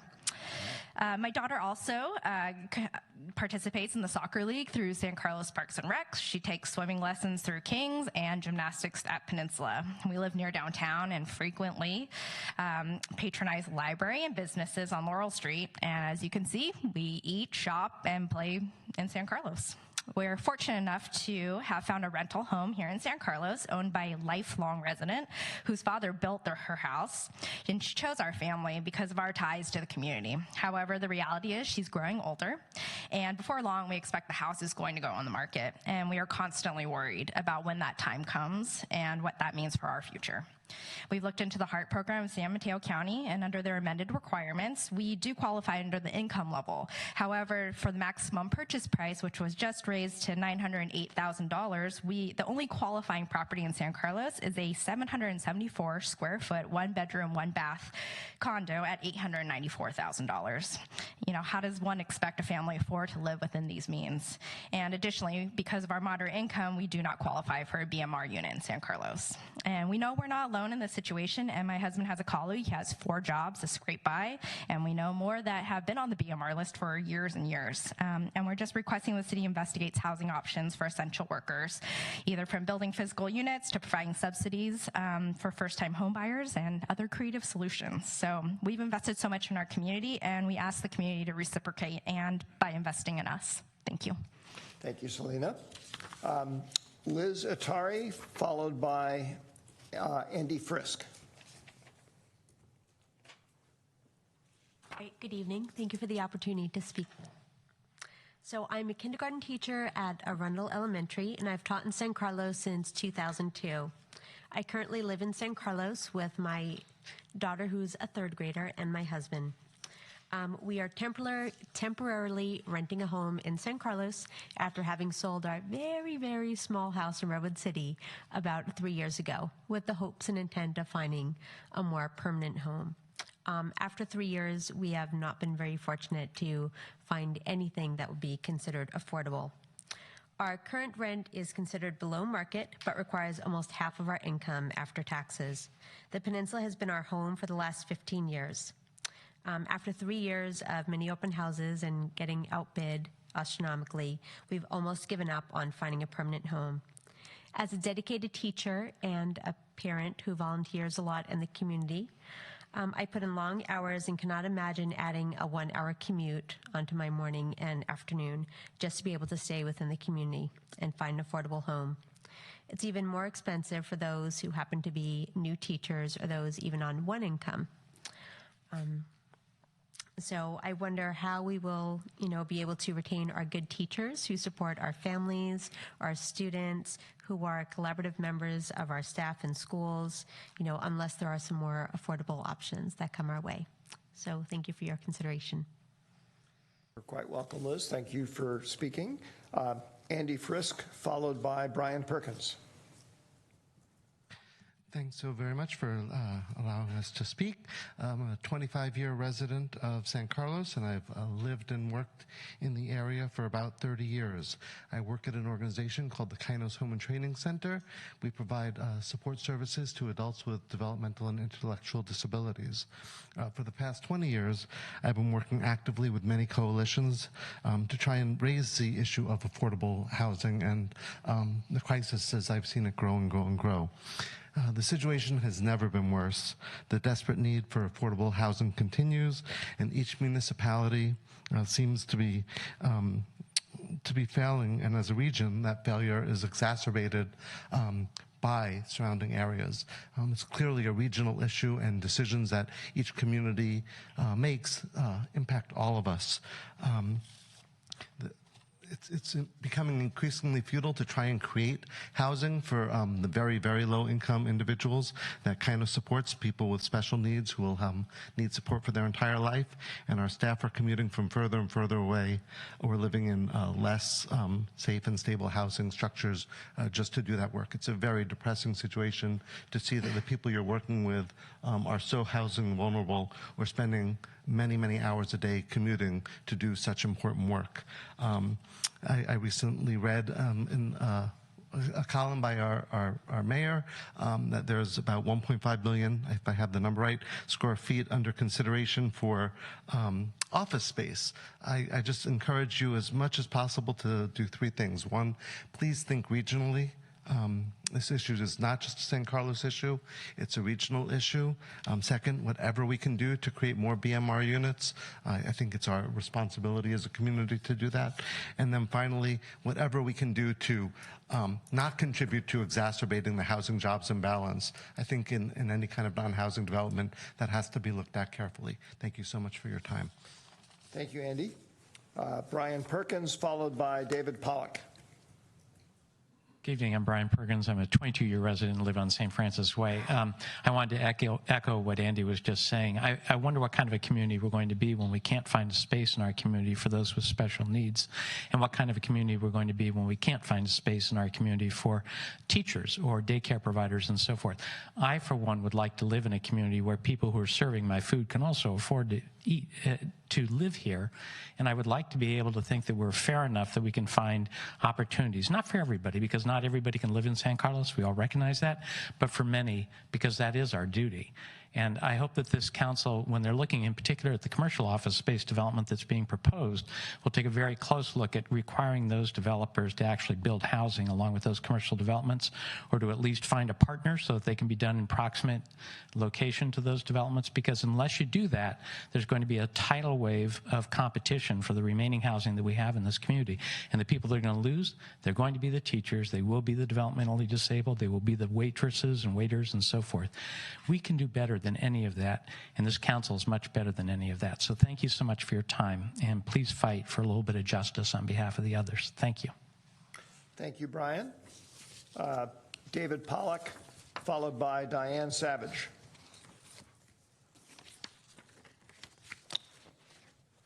Read or look up, that is the question. San Mateo is the least affordable county in the country. We've been grappling with a housing shortage for decades. We've been slow to react. Given the rate of response by city councils up and down the peninsula, it will take at least 100 years, optimistically, to meet current targets.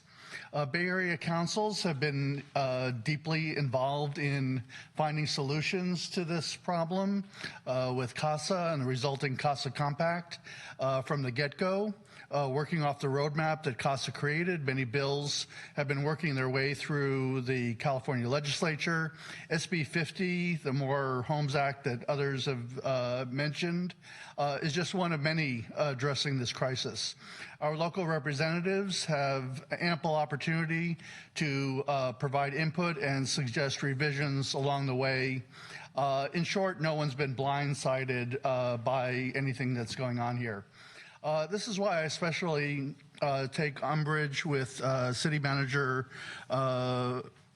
Maltby's recent comments to the Daily Journal claiming that bills such as SB 50 invade the sanctity of our single-family neighborhoods and urges a more cautious and thorough, thoughtful process which works within the confines of the community's character.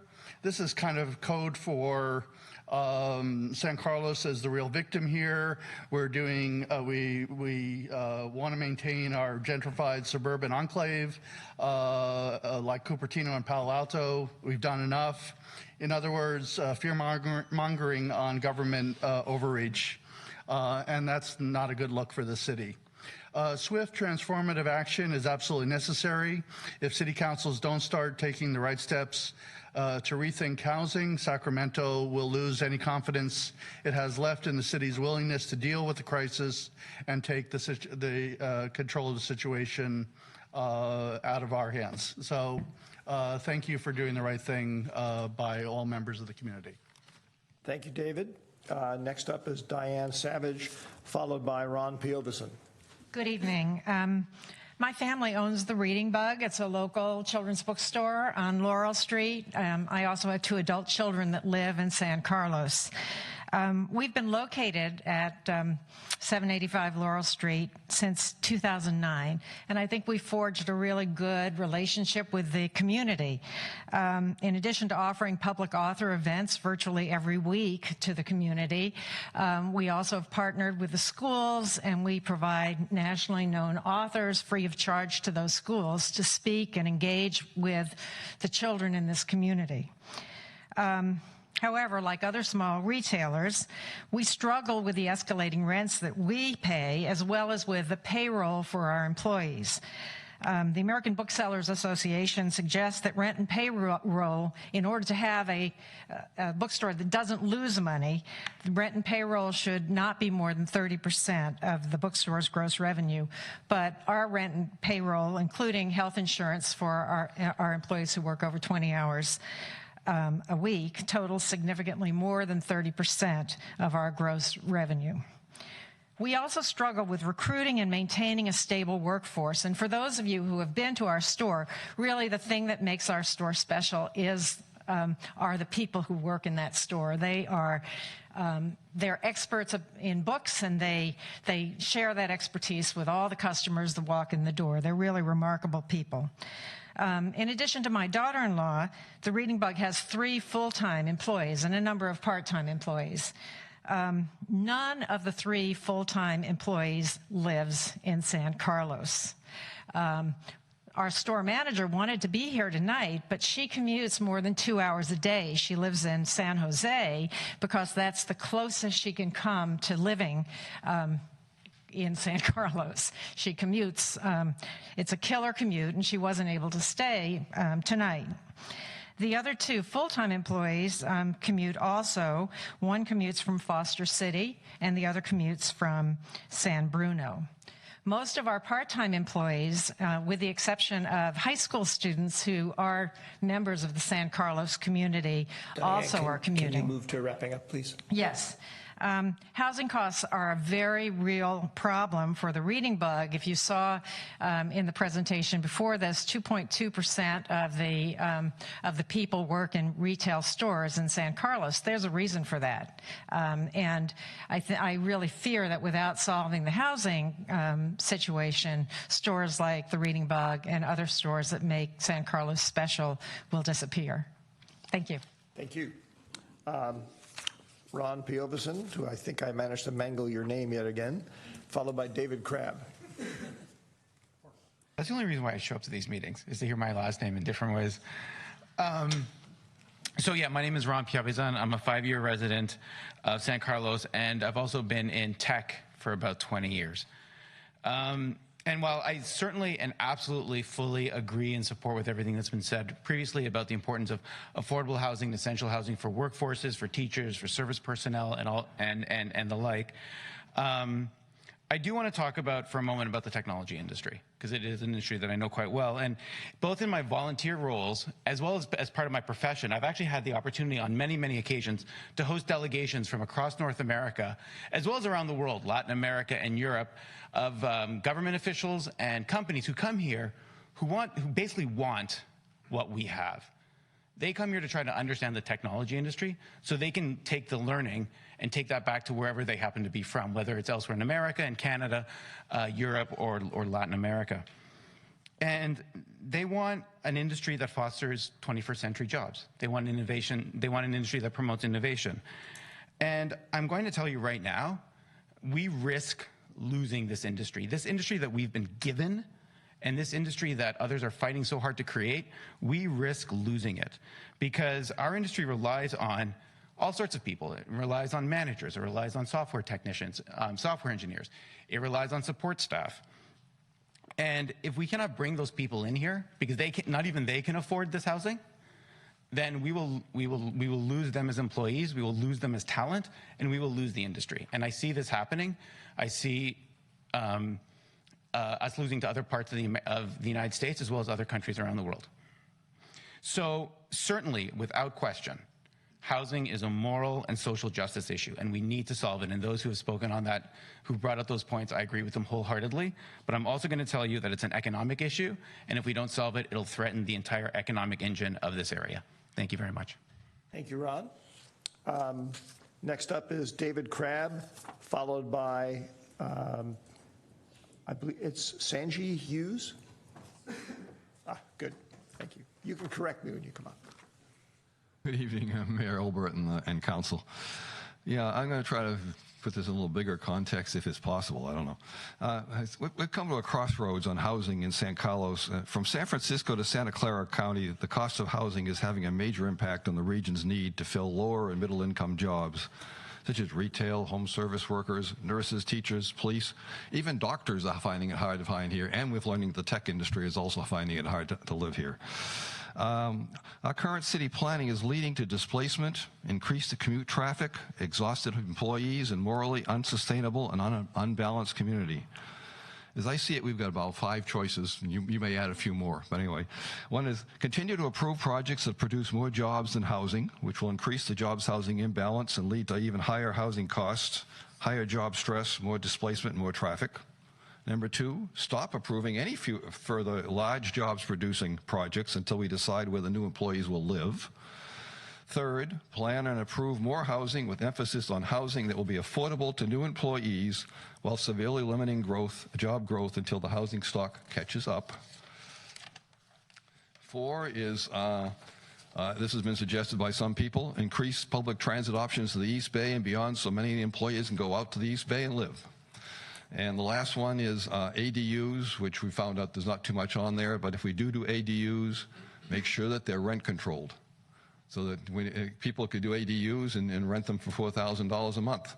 And so we need to do that. So none of these choices are easy, and I feel that the city needs to take a little breathing room here, and I'm recommending that the city actually puts a moratorium on any new commercial development in San Carlos over maybe 10 to 20,000 square feet until we kind of figure this whole situation out.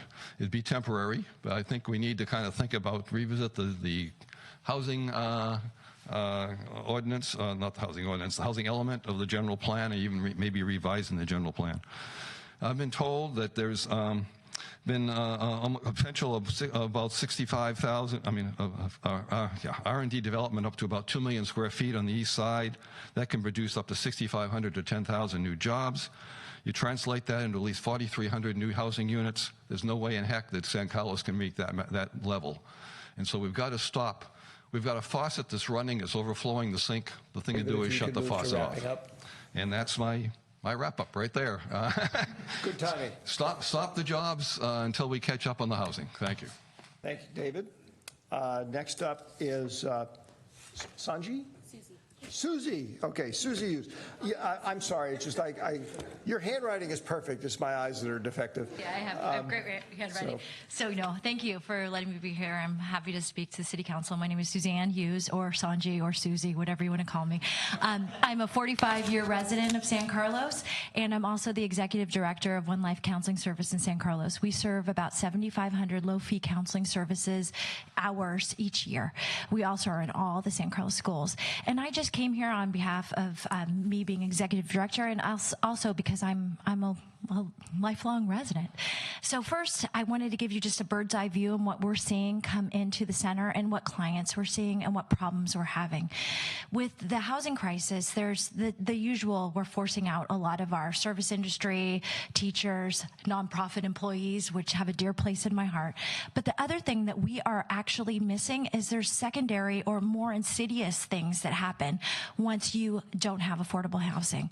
So the client that we typically see spends 50 to 70% of their income on housing. And what happens is they have to, because food, clothing, and shelter are basic human needs, what ends up happening is that they're no longer able to pay for medical and mental health services.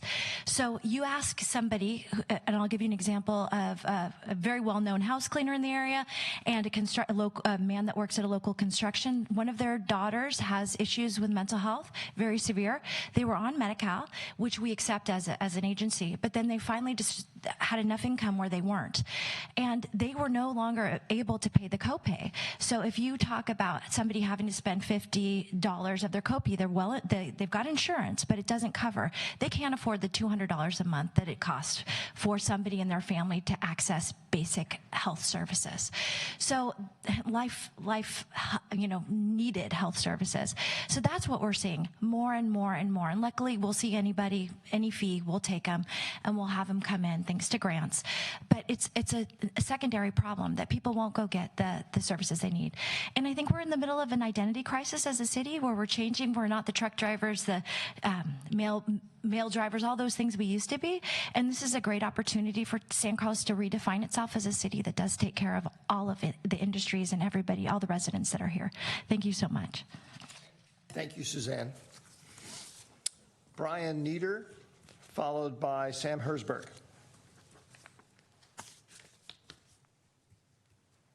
Mayor, City Council members, staff, my name is Brian Nieder. I'm CEO of GatePath. We're a 99-year-old organization that serves children and adults with developmental disabilities. We serve about 1,000 people every day. And I'm here to talk on behalf of the folks that we serve. Probably half of everyone here either has a family member or knows someone with a developmental disability or intellectual disability. And the challenge for housing is really unmet for this population. We had 2 folks that were in our program in San Carlos who lost their group home and were moved in the middle of the night to the Central Valley because they couldn't find a place to live. And so we're here making you aware of that need so that when housing does become available, that folks that we serve, adults, have an opportunity to be seeking housing, that there are set-asides for them. We've had a chance to talk at other city councils as well as the county to raise awareness for this need. A lot of developers were never aware of the challenge that the folks that we serve have in finding housing. A lot of group homes that they used to have available are closing down because they can't afford to be in the area anymore. And so that means that the acute need for housing for adults with developmental disabilities continues to rise. And for the parents that we serve, listening to the angst and fear they have where their adult children are going to live after they pass is palpable. And so what I ask is that the city staff, the city council, make provisions available so that those that we serve have an opportunity to be in the list for housing. Many of them live independently or live with independent living support services. And so ask you to be aware of that so that when we do make plans, that they're including them in our community so they can stay here and not have to move. Thank you. Thank you, Brian. Sam Herzberg, followed by Tim Hilborn. Good evening, City Council members and staff. Thank you for the opportunity to speak on this tonight. I'm going to offer a few solutions, suggestions. Kevin Mullen is introducing an Assembly Bill 1598 to bring back redevelopment agencies. It's a real tool that might be helpful in creating more affordable housing. That's something to be considered. In terms of locations in the city, I'm giving an orientation tour to the National APA Conference this weekend in San Francisco. We'll have planners from around the world coming to learn how San Francisco's in the Bay Area is developing.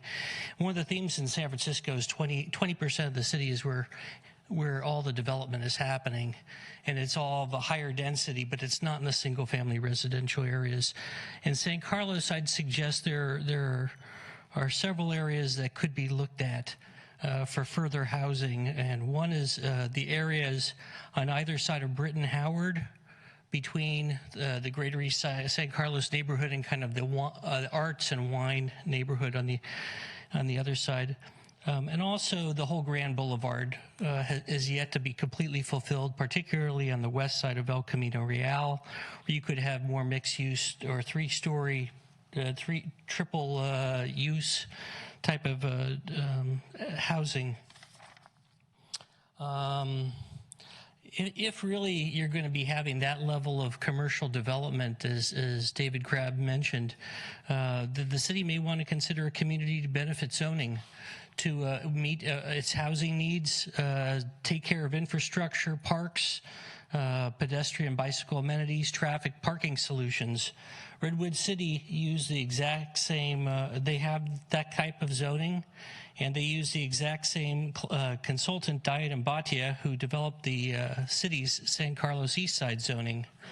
And if the city had the political will to create a mechanism, it might be able to come up with some comprehensive solutions. And then I just wanted to touch on ADUs, and looking at the slide from the prior presentation, in 2018, the city only had 18 building permits for ADUs, which was twice the prior year. And that's not enough, but the County Office of Sustainability has indicated if every single family resident in the county was able to put an ADU, we'd solve the affordable housing crisis. So I'm going to suggest perhaps the city could develop a menu of options to encourage more ADUs and survey residents to find out what incentives they would want to create an opportunity and an incentive to build more of these in San Carlos. Can you move towards wrapping up, please? Yeah. Something needs to change because there are many older residents living in single-family residence in the city without children, under 18 living with them. And to be able to put ADUs for extended family use or affordable housing is a real opportunity. Thank you. Thank you, Sam. Tim Hilborn, followed by Gene Daner. Good evening. Thanks for letting us speak. Senate Bill 50 by Scott Wiener and the CASA Compact have virtually ignored the funding issues California cities have faced, especially during and after the Great Recession. Before blaming cities for their lack of housing, one should examine local municipalities' funding sources, tax increments, and required deficit spending. Revenue funding for industrial and commercial projects far outpaces funding for residential projects. The dissolution of redevelopment agencies has drastically changed how certain entities, including K-12 education, housing, and other public services, are now funded through tax increments and pass through revenue. Cities are being blamed for the housing crisis, while the state has set them up to fail by both removing their major funding source and incentive for affordable housing and not providing any new incentives for cities to approve high density or affordable housing over commercial high-tech development. The state and regional agencies have created unrealistic targets by regional housing needs assessments and ABAG. High-tech sectors are the ones truly responsible for causing this jobs housing imbalance, major gentrification in most cities, gridlock traffic, super commutes, and the explosion of the Bay Area's population, which has displaced so many people. This has gone intentionally unnoticed by many politicians such as Scott Wiener, Nancy Skinner, and the CASA Compact Committee. The main reason being that these high-tech CEOs and developers are the same power brokers pushing to heap all of the affordable housing responsibilities onto the cities and their communities. High-tech companies who are also causing this so-called housing crisis are posturing their contributions to the housing problem by throwing cash at it. High-tech's answer to everything. One example is the Zuckerberg Foundation funneling $500 million to nonprofit housing advocate groups to build 8,000 new homes. The latest is Google teaming up to add thousands of new homes in Mountain View, where their headquarters are located. The list goes on, but very little has been built so far. Let me leave you with this one fact. The total annual revenue for all California cities combined in 2017 was $77.53 billion. The total annual revenue for Google in 2017 was $110.38 billion. One high-tech company makes almost 40% more than all California cities combined. High-tech companies need to be building high-density, affordable, multi-family housing on their campuses and throughout our communities. It is not the responsibility of cities to come up with this money. High-tech can come up with it. I would like to see the city address this, and I would like to see much more communication about these bills that are carpet bombing Sacramento and more information going out to the public from the city. To wrap up, all right? please? I'm wrapping up. Thank you very much. Thank you, Tim. Next up is Gene Daner, followed by Vimal Kapoor. Hi, my name is Jean Daner, and I'm a 42-year resident of San Carlos. When you see the help wanted signs all over town, like that huge sign in front of Trader Joe's, help wanted, or accepting applications, it's clear that to maintain the quality of life that we cherish, we need to make sure that we provide for those who make that quality of life possible. Not only should those folks be able to work here, but they also should be able to live here and participate in the life of the community. That includes teachers and school district staff, first responders and city staff, and those in the service occupations all over town. We need to look at that, because this is what's going to keep our town, the city of good living. Thank you. Thank you, Jean. Next up is Vimal Kapur.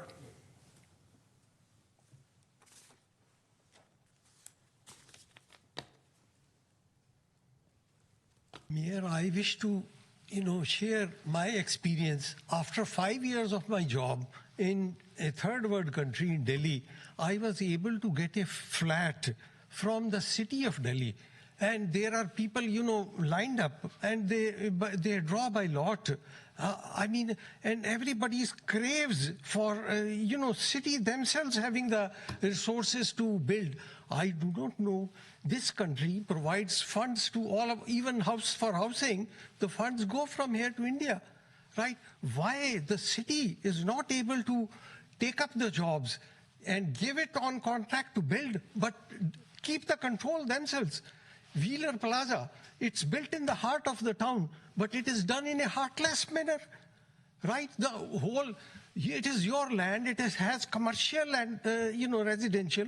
Commercial can, really set off, even if you wish to give it to, lower end of the, absolutely, teachers and all. They could, you had a commercial building and a good opportunity, which I feel it has been done in a manner. I told you, you people need to set your bar very high, very high. I don't wish to dwell more on this.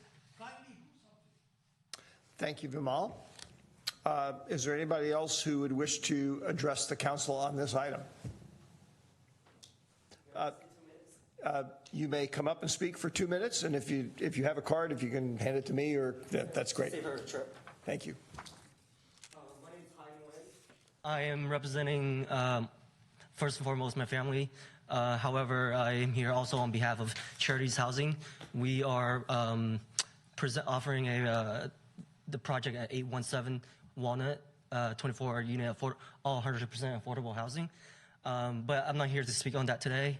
I want to speak about my personal experience with affordable housing. I am first and foremost a first-generation immigrant. My family came here back in '95. We settled in the South Bay, San Jose, Los Gatos area. We were on welfare system. My family worked very hard, and initially we stayed in affordable housing. And I can tell you that affordable housing works because my family is one of the prime examples. My brother and I, we got a chance to go to school. We got to be very highly educated. We are working in the workforce, contributing to the communities.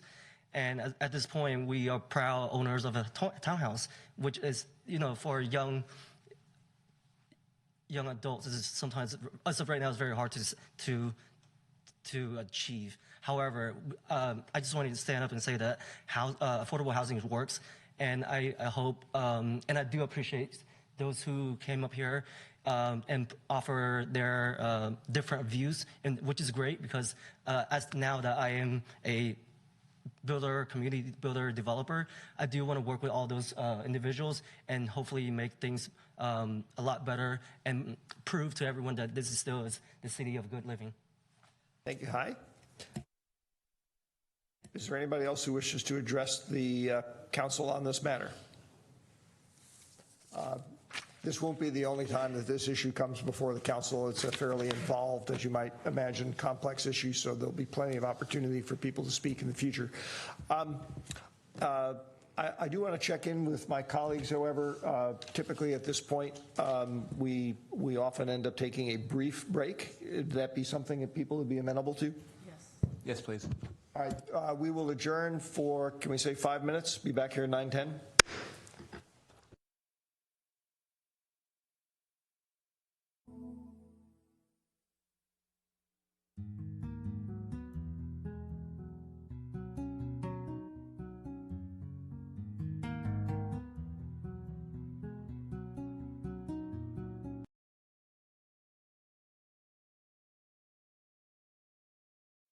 review housing supply and production, and to look at where we are today and how we got here. When we talk about housing, it's important to talk about the whole picture, not only how we make market rate or below market rate housing units, but where do we put housing and why do we put it there? There are numerous facets to the production of housing, and we could do singular presentations on many different facets. We have prepared a very robust presentation for you this evening. We're going to be breaking it into 3 pieces to break it up a little bit, and we're going to have Lisa Porras, our planning manager, talk about the housing element and regional housing needs assessment and below market rate housing programs, and an overview of what the state's doing by Martin Romer, our economic development and housing manager, and I'll wrap it up. And I'm going to start the evening by going over land use, our general plan, and taking a look at how we do land use and some statistics this evening to lay the groundwork for the discussion and perhaps future discussions of this issue. Let's start with the big picture. The current snapshot, we have 12,079 housing units in the city of San Carlos, and we have a population of about 29,897. And persons per unit, that's an interesting statistic, at least if you're a data person. It's 2.58, and that number comes from the Department of Finance, and it's a number that's used by the department and other agencies for modeling housing and how many units are produced and how population per housing unit and things like that. So we did use this kind of a number when we put together our general plan. And just as an aside, I noted tonight that in the HIP housing presentation, they had 6 units on Cherry Street and 18 people living in those 6 units. So it kind of gives you a balance. So it's really important for us to take a look at how our land use is put together in our community. And this map is important because it shows through these different colors that you see on the screen here where the different types of land uses are and are not allowed. As you can see, the majority of the map is dedicated to single-family residential, and that's that yellow color that you see here. And there's some other colors dispersed throughout this area, and those are open space and other things other than that. But 60% is dedicated to single-family residential in our community. Another 8% is dedicated to multifamily housing, which is primarily located down in this area here, this triangular area, down near our downtown and along our El Camino Real corridor. And we have about 20% of our land area that's dedicated to commercial, industrial, and office uses on the other side of the railroad tracks there. The highest number of housing units in our community can be built in this area. That's where you see these brown and red colors right here in this area. And there's a reason for that. And this is because these areas are close to the train station. They're close to mass transit.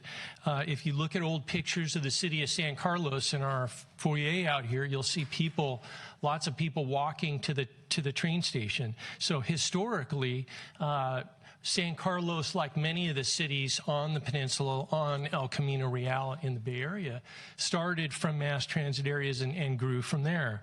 And they grew in a very specific way because if you take a look at, for instance, the pattern of streets in here, what you'll note is that the streets are pretty close together.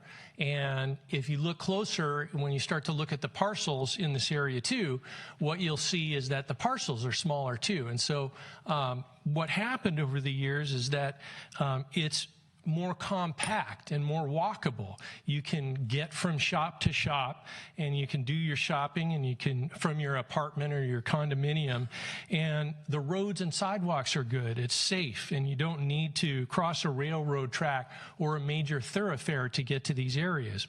And so that's how many of our areas where you see higher density housing built, and that's why. In contrast, if you look at the industrial and office sectors of our community, you'll see that the road pattern is much more spread apart. The lots are much larger. So if you are going to walk, for instance, from place to place in that area, you'll be competing with trucks and loud noises, and it's a less hospitable environment for people, and it's done that way on purpose. That's the way many of our cities have developed over the years.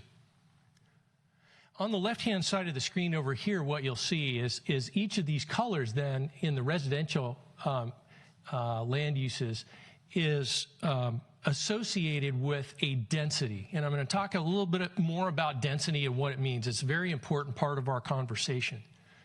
So these things, these numbers that you see up on the left-hand side of the screen there, these different colors, you'll see a density, 12 or 10 to 20 dwelling units to the acre in multifamily low density there. And for instance, and ours goes to a maximum of 59 dwelling units per acre in the brown areas that you see in these areas located here, and 50 dwelling units to the acre in this red area. So the city has made a very conscious decision in terms of saying, here's how many dwelling units to the acre we will allow in our community. And this was a big part of the discussion when we did our general plan update back in 2009. And again, these were decisions that were made in a very conscious way. So general plan build out. So what happened? So the general plan was adopted in 2009. General plans are generally a 20-year plan. We're right in the middle of our 20-year plan. In terms of the existing general plan, as you see there on the screen, 11,960 housing units were in San Carlos at the time, and the new general plan anticipated about 1,436 units for a total of 13,396. Our population would then increase by about 3,446, up to a population of about 32,000. And our jobs would increase too by about 10,000. In the big picture, if you look at our population versus jobs, you do see that, just big picture, bird's eye view, we do have higher population housed in our community than jobs. Now, to drill down just a little bit further to talk about how land use has been determined in our community, this map shows all these different colors, and these numbers show that when we did the general plan update back in 2009, the community was cut up into pieces, study areas, so it was easier to study these specific areas. Too hard to do the whole thing all at once. And they were very distinct in terms of the characteristics, the kinds of units, and the kinds of businesses and offices and things that we saw in each one of these different areas. Areas 1, 2, and 3 that you see there on the screen were recognized in the city's general plan and by the community at that time as our transit-oriented development corridor. Transit-oriented development is something that's walkable to transit. So if you live in a house, condo, you can walk you're within half a mile or a quarter mile of mass transit. So that's sort of the nirvana of housing, is to put it as close as you can to mass transit and get people out of their cars. So the city at that time said that areas 1, 2, and 3 are transit-oriented development areas.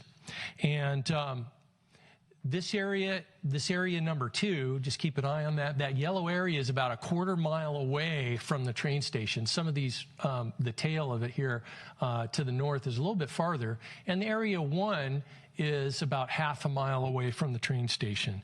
And so that was the intent of designating those areas in our general plan as our areas where most of the housing should go because it's close to transit and it's walkable.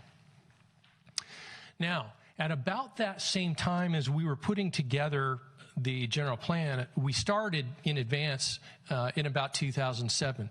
And at that time, we had done some work, and at the same time we were just starting our general plan, the regional agencies, the Association of Bay Area Governments, and the Metropolitan Transportation Commission, who have purse strings that are associated with grant funding for capital improvements and studies and things like that, said to the cities in the Bay Area, if you tell us on a map where you will have most of your housing built, your highest density housing built within a quarter mile, half mile of mass transit, what we will do, what we'll promise you is that we will put you first in line for grant funding, for future grant funding for capital improvement projects and studies.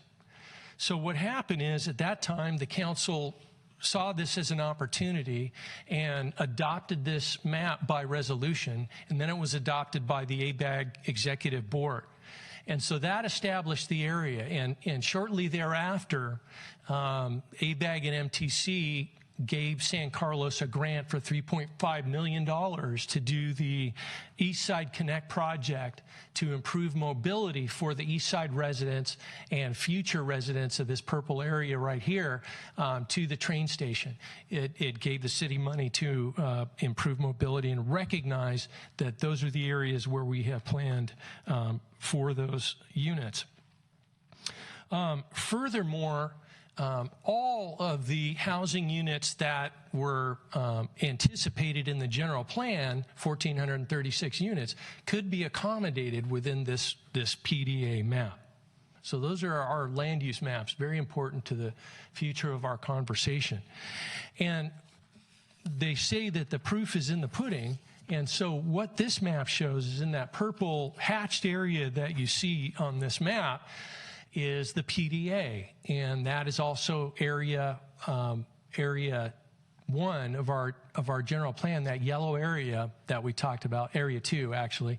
And what you see on this map is that the majority of the housing that's been developed over the last few years, the high density housing, has occurred within our PDA, within about a quarter mile to a half mile of our mass transit station.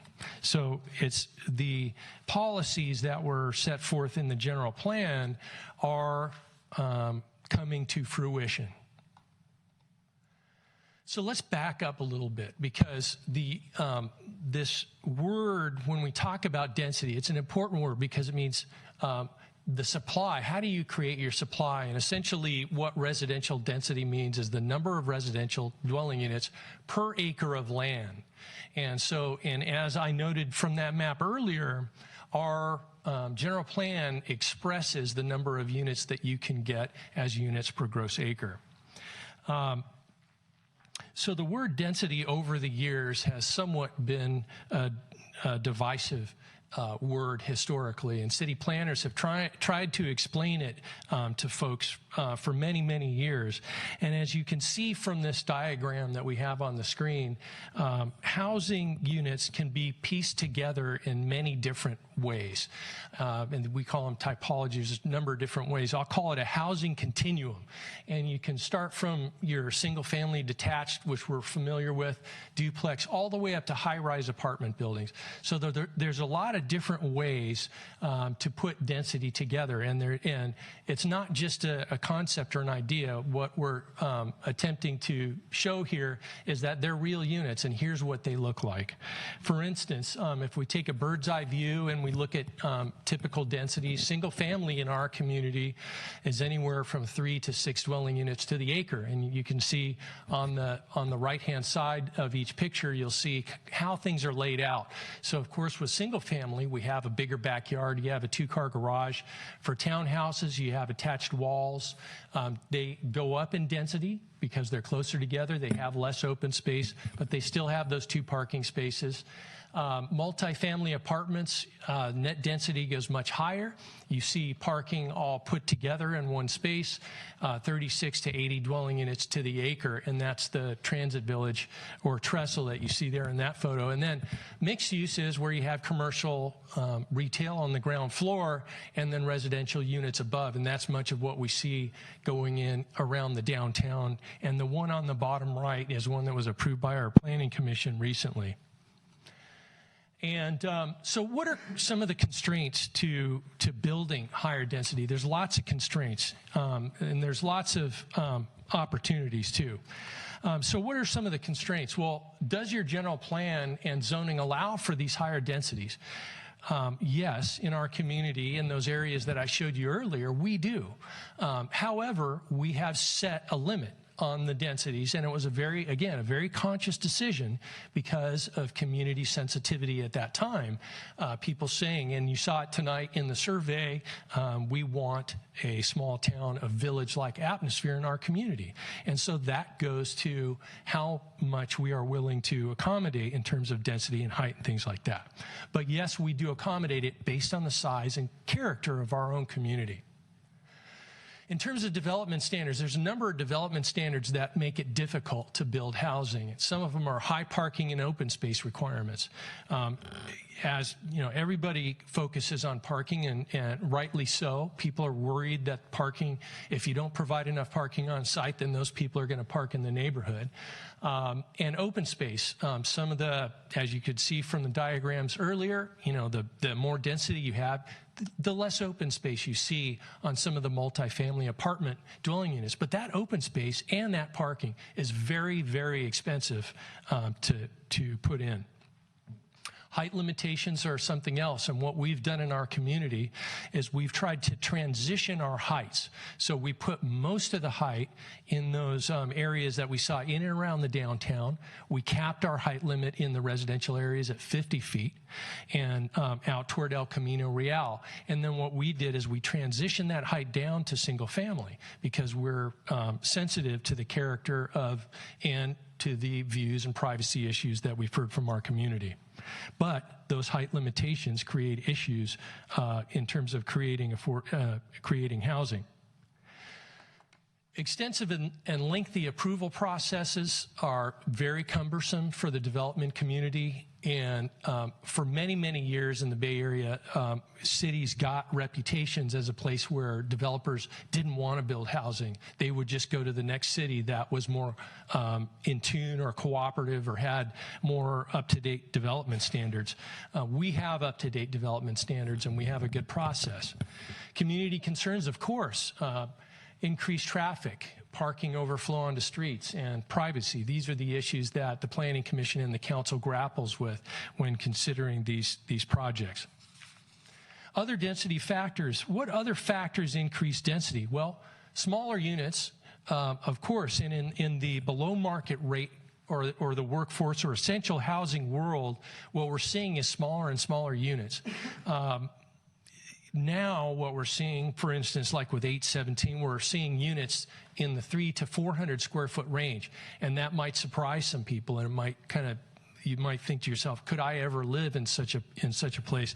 But I can assure you that they are designed as very livable places, and I've worked on some of these and gone on visits of these, and the way they're designed is very carefully designed and very workable.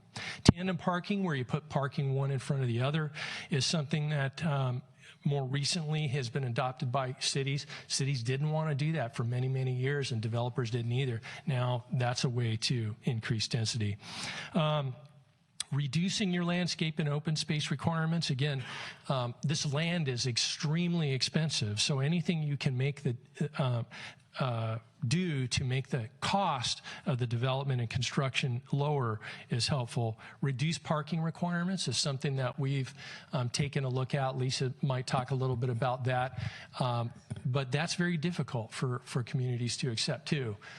Sometimes it just doesn't compute.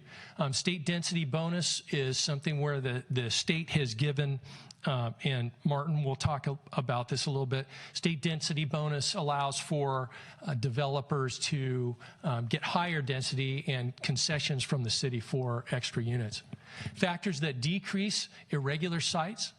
The picture that you see on the screen there is the long, narrow site for the transit village, and that created a lot of issues. So many of the sites that we have left for development are more difficult. Larger units, what we're seeing is nowadays developers in our community don't want to build the smaller units.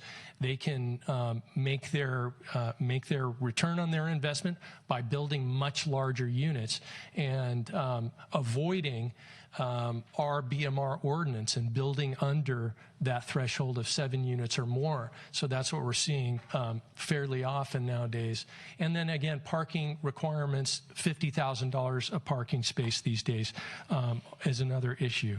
And so what I'm going to do now is hand it off to Lisa, and then Martin will get up and I'll come up at the end and wrap things up. Thank you, Al. Good Thank you, Al. evening, Good Lisa. evening, council members. We just heard from Al about the factors that can impact a project's ability towards achieving maximum densities. So I just wanted to share with the council some of the regulations and programs that we currently have right now today. So in response to the factors that sort of make it more difficult to achieve the maximum densities and get the number of units that our zoning code already allows, the city's adopted regulations that can help increase the unit counts, and also some programs that can help temper housing costs.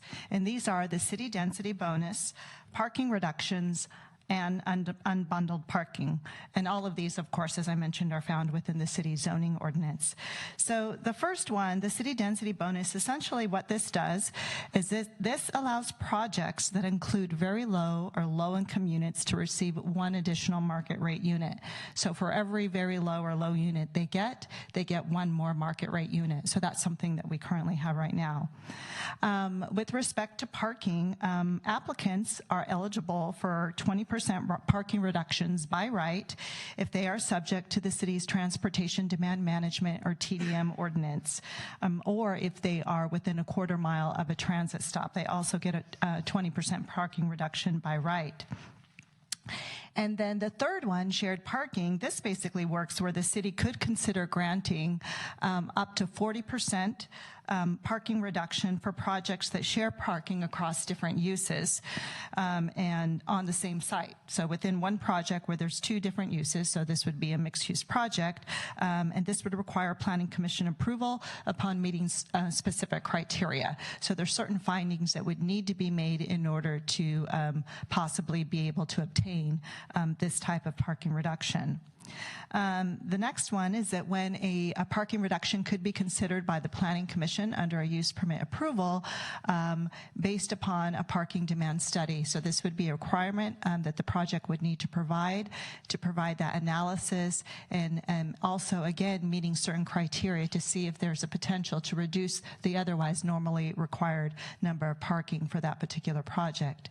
And then the last one, while not necessarily a parking reduction, for projects that are located in an established parking district, and essentially we have one, or they're contiguous ones around the downtown core. If a project is proposed in that area, by right, if the applicant felt it was necessary to do so, or it would pencil out best for the project, they could instead opt to pay a parking in lieu fee instead of providing the parking within the project itself. And then the last one on the screen is through a minor use permit approval, an applicant could have the option to decouple parking from housing units. And so basically what this does in turn is it allows the renter or the homeowner the option to purchase parking separately from the cost or the lease purchase price of the actual unit. And so the idea here is really to reduce the cost of housing. So again, these are things that the city currently has as part of its regulations. So now that we've started to uncover some of the driving factors towards meeting densities and overall housing production, I'd like to discuss the primary policy document that governs housing, and that is, of course, the city's housing element. And the reason why we call it the housing element, most of us already know, but in case those that don't, it is one of the 7 mandated elements that must be included in the city's general plan. And of course, the general plan is the city's guiding document, primary guiding document, or blueprint for how the city will grow and develop over time. So all cities and counties across the state must develop a housing element, and this has been a state requirement, and a requirement by the state, and also accompanied with a series of housing laws since the year 1969. So California's housing element law acknowledges that in order for the private market to adequately address the state's housing needs, local governments must adopt plans and regulations that provide opportunities for and also not to unduly constrain housing development. So as a result, housing policy in California traditionally rests largely on the implementation of local general plans and housing elements.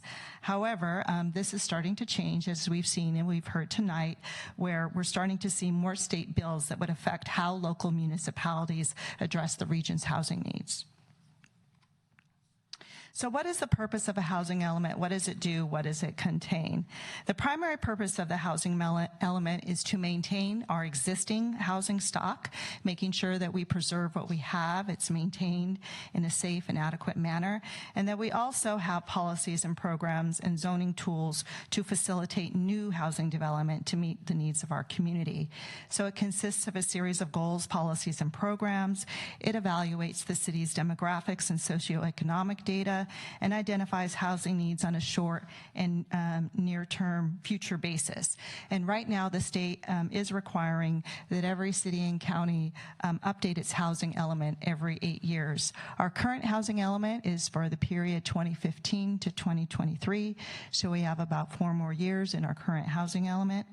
The housing element also must contain a list of sites that are zoned to allow housing to occur at levels that accommodates the city's expected levels of growth. So while the city itself doesn't construct the housing, we need to set the table that allows for it to occur. And that means we have to have the right zoning in place with the right densities and intensities that allow us to meet our expected levels of growth. So one of the things is I just wanted to say is that it's really key to note that the housing element must be certified by the state. In fact, it's not just our housing element, but every city and county in the state of California is required to have their housing element state certified. And this is largely tied to funding. So if you don't have your housing element state certified, you may not be eligible for grants. And it's not just for housing grants, but it's for capital improvement, transportation funds, et cetera. So this is a really important note to make. It's not something that's necessarily easy to do.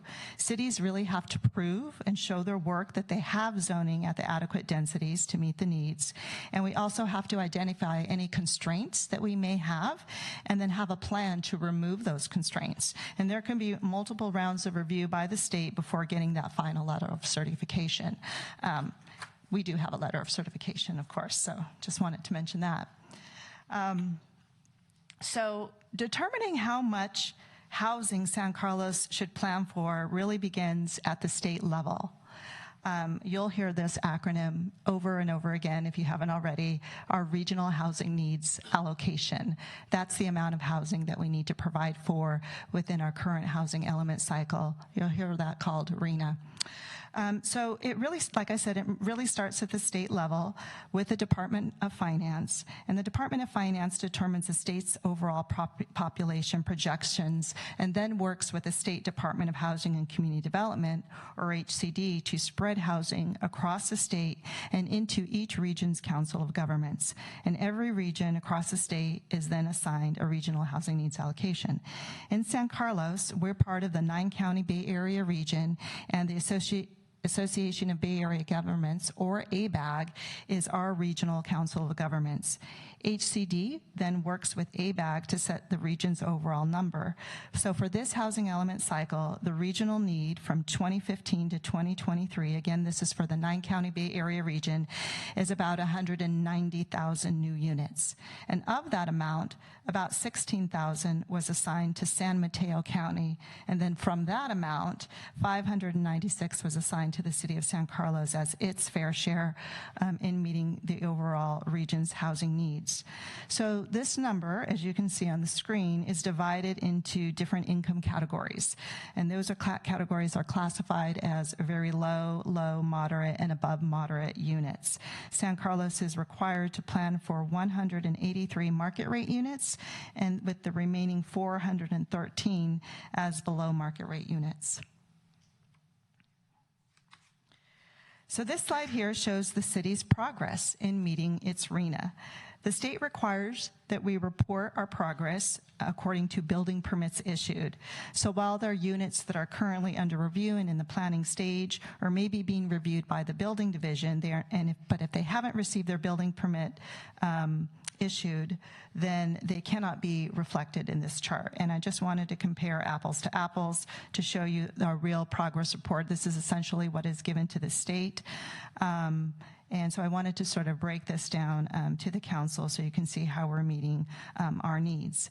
So as you can see, the city is very, very close to meeting its overall RHNA numbers of 596, with the 4,800 new units overall having been received building permits already issued and are currently under construction. So this number, the 480 units, would not include, for example, Dragonfly's proposed 68 townhouse project that's located off of Alameda de las Pulgas, nor the adjacent Vista del Grande site. If we were to count both of those together, those two projects would yield more units than the required 596 units you see as our overall RHNA number, and this wouldn't take into account the remaining 4 more years that we have during this RHNA cycle. So I think it's fair to say that most likely by the time we do our 2022 count, we're going to be over the 596 in terms of overall units. The area that has been a challenge to meet, and it's not a surprise, unfortunately, is the below market rate portion of our RHNA numbers, those 413 units. In terms of the building permits issued, we've only issued 29. However, 40 more units are currently under review, and together, if we add 29 to the 40, we would have a remaining below market rate unit count of 344. I just wanted to take a minute to clarify that the city's below market rate housing ordinance is only triggered when a project proposes 7 or more units. So the reason the number is only 29, as you can see here on the screen, it's not for 15% of 480. It's only for projects that are more than 7 units. So a lot of the smaller infill projects that we've seen that are proposing 5 to 6 units, they're not triggering the BMR ordinance. However, they do still have to pay affordable housing impact fees. So Martin's going to be talking a little bit more about housing affordability and what that means, and also discuss the city's below market rate ordinance in a little bit more detail. So I'll go ahead and turn that over to Martin. Good evening, Chair and members of the City Council. So we have discussed income levels in general terms, but what do these households look like? In this slide, above moderate simply means market rate, where there is no restriction on incomes that qualify for units. For below market rate units, there are several categories of affordability, and these are based on household size and area median income, where San Mateo County is the area, which in 2018 was $118,000 and $400 for a household of 4. So if a household owns 30% of that median, the household is considered to be of extremely low income. If they earn 50% of the median, they're very low. If they earn 80% of the median, low, and 120% is moderate income. And the exact amount that qualifies a household is based on the number of members in a household and exactly what that household earns. So for example, in this chart, a household of 4 earning $140,000 would be able to qualify for a moderate income BMR unit. So this chart illustrates a 20-year history of housing costs in the city of San Carlos. The red line below shows the maximum price that a household earning the median income could afford with a 20% down payment. And the blue line shows what the median sales price for a home in San Carlos was at a given year. You can see that in 1998, the median household could afford a $300,000 home at a time when the average home cost was about $400,000.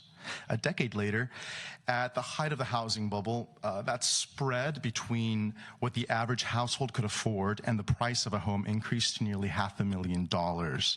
After the Great Recession, the home values began to sharply increase, and by the end of 2017, this spread had reached about $800,000. So as we know, this issue is not just a San Carlos issue, but a regional issue. The Peninsula, Marin County, San Francisco County, Santa Clara County all have the most expensive homes in the state. And similarly, these areas and a couple others in Southern California have the highest rents in the state. So we know there's a housing problem and that there's a dire need for more below market rate units, but why aren't there more being built? Well, there are insufficient sources of funding at all levels to support the production of units. Locally, we have an ordinance whereby it requires 7 units as a minimum threshold to trigger the construction of BMR units on site. And as a result, developers end up building larger units with less than 7 units. Also, BMR units often don't make financial sense for developers, and when possible, they opt to pay an in-lieu fee rather than building the unit. Developers also often want to negotiate the required levels of affordabilities that will increase their profitability. So, for example, if a developer is required to build moderate units, they may seek an alternative for approval that would build units of a lower, of a different level of affordability. And also, of course, there are high land costs, and construction costs for building BMR units is the same as building market rate units. So now we'll cover a few different state-level housing efforts that are currently underway, and Lisa will briefly speak about ADUs. So as Martin mentioned, we want to talk a little bit about what state-level mandates have occurred, and then also we're going to hear a little bit more about some of the ones that are currently in progress and under review at the Capitol. So for accessory dwelling units, this originally came out as a second dwelling unit ordinance, and state law really came into place to start address this particular housing typology in the year 2003. But then very recently in 2016 and 2017, at the end of both of those calendar years, the state passed a series of new laws that would make it much easier for homeowners and builders who wanted to construct ADUs within existing areas zoned for single-family use to do so. So accessory dwelling units, we heard about this earlier, but you know, they're not necessarily classified as below market rate housing units. However, we can count them towards RHNA. They are a very critical form of infill development, offering housing options that are already within existing neighborhoods. So if you have the space on your lot and you can otherwise meet our zoning standards, you can construct an ADU in the form of a detached ADU, which is our common traditional form of a second dwelling unit. The unit can also be attached to the primary residence. You can repurpose existing space. Perhaps it's an area within your home or within an existing garage. So by right, you can do a garage conversion and provide an ADU on the site. The state basically says that for local agencies have to approve ADUs if they're proposed in areas that are zoned for single family use, and when they can of course meet our basic zoning requirements. And ministerially approve means they don't have to go through a discretionary review process. There's no public hearing. Applicants for ADUs can go straight to the building division. Those plans are forwarded to planning. We make sure that they otherwise comply with our basic standard zoning regulations, and then they are approved by planning or checked off by planning, and then they get their building permit. So this is an area where the state has gotten involved, and they set forth a series of laws about further allowing ADUs to be constructed. So in taking a look at that, just for a quick example, this is a 30-year history of ADU production in our city from the records that we do have. And you can see that beginning in 1986, the number of units that were proposed were very, very low. And there were a little bit of surges here and there throughout over the years. But as you can see, when the state made its recent set of changes, changes in 2017 and 2018, essentially those are the years it became effective, you can see that in 2018, a total of 19 ADUs were proposed. While that number is small, I think it's a result of the changes that the state made. There is a lot of conversation about those recent changes, and so a lot of people have been coming forward to inquire more about ADUs. And then, of course, we heard earlier from the presenter earlier on the agenda that when typically for new residents coming in, they are very much interested in developing an ADU on the site. And a lot of people are doing it in order to be able to meet their mortgage. So I just wanted to point out there was a surge in the production of ADUs, and most likely as a result of those state mandates. For this year, we have 10 ADUs that have been approved so far, and we're not at the end of the half of the year, so most likely continuing with this trend, the number will probably jump above the 2018 number shown here in this particular graph. And then I'm going to turn it over to Martin again to talk about the state density program.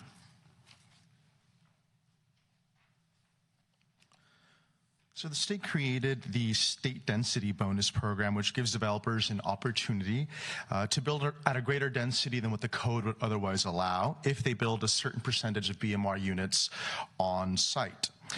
So this chart illustrates how that bonus functions.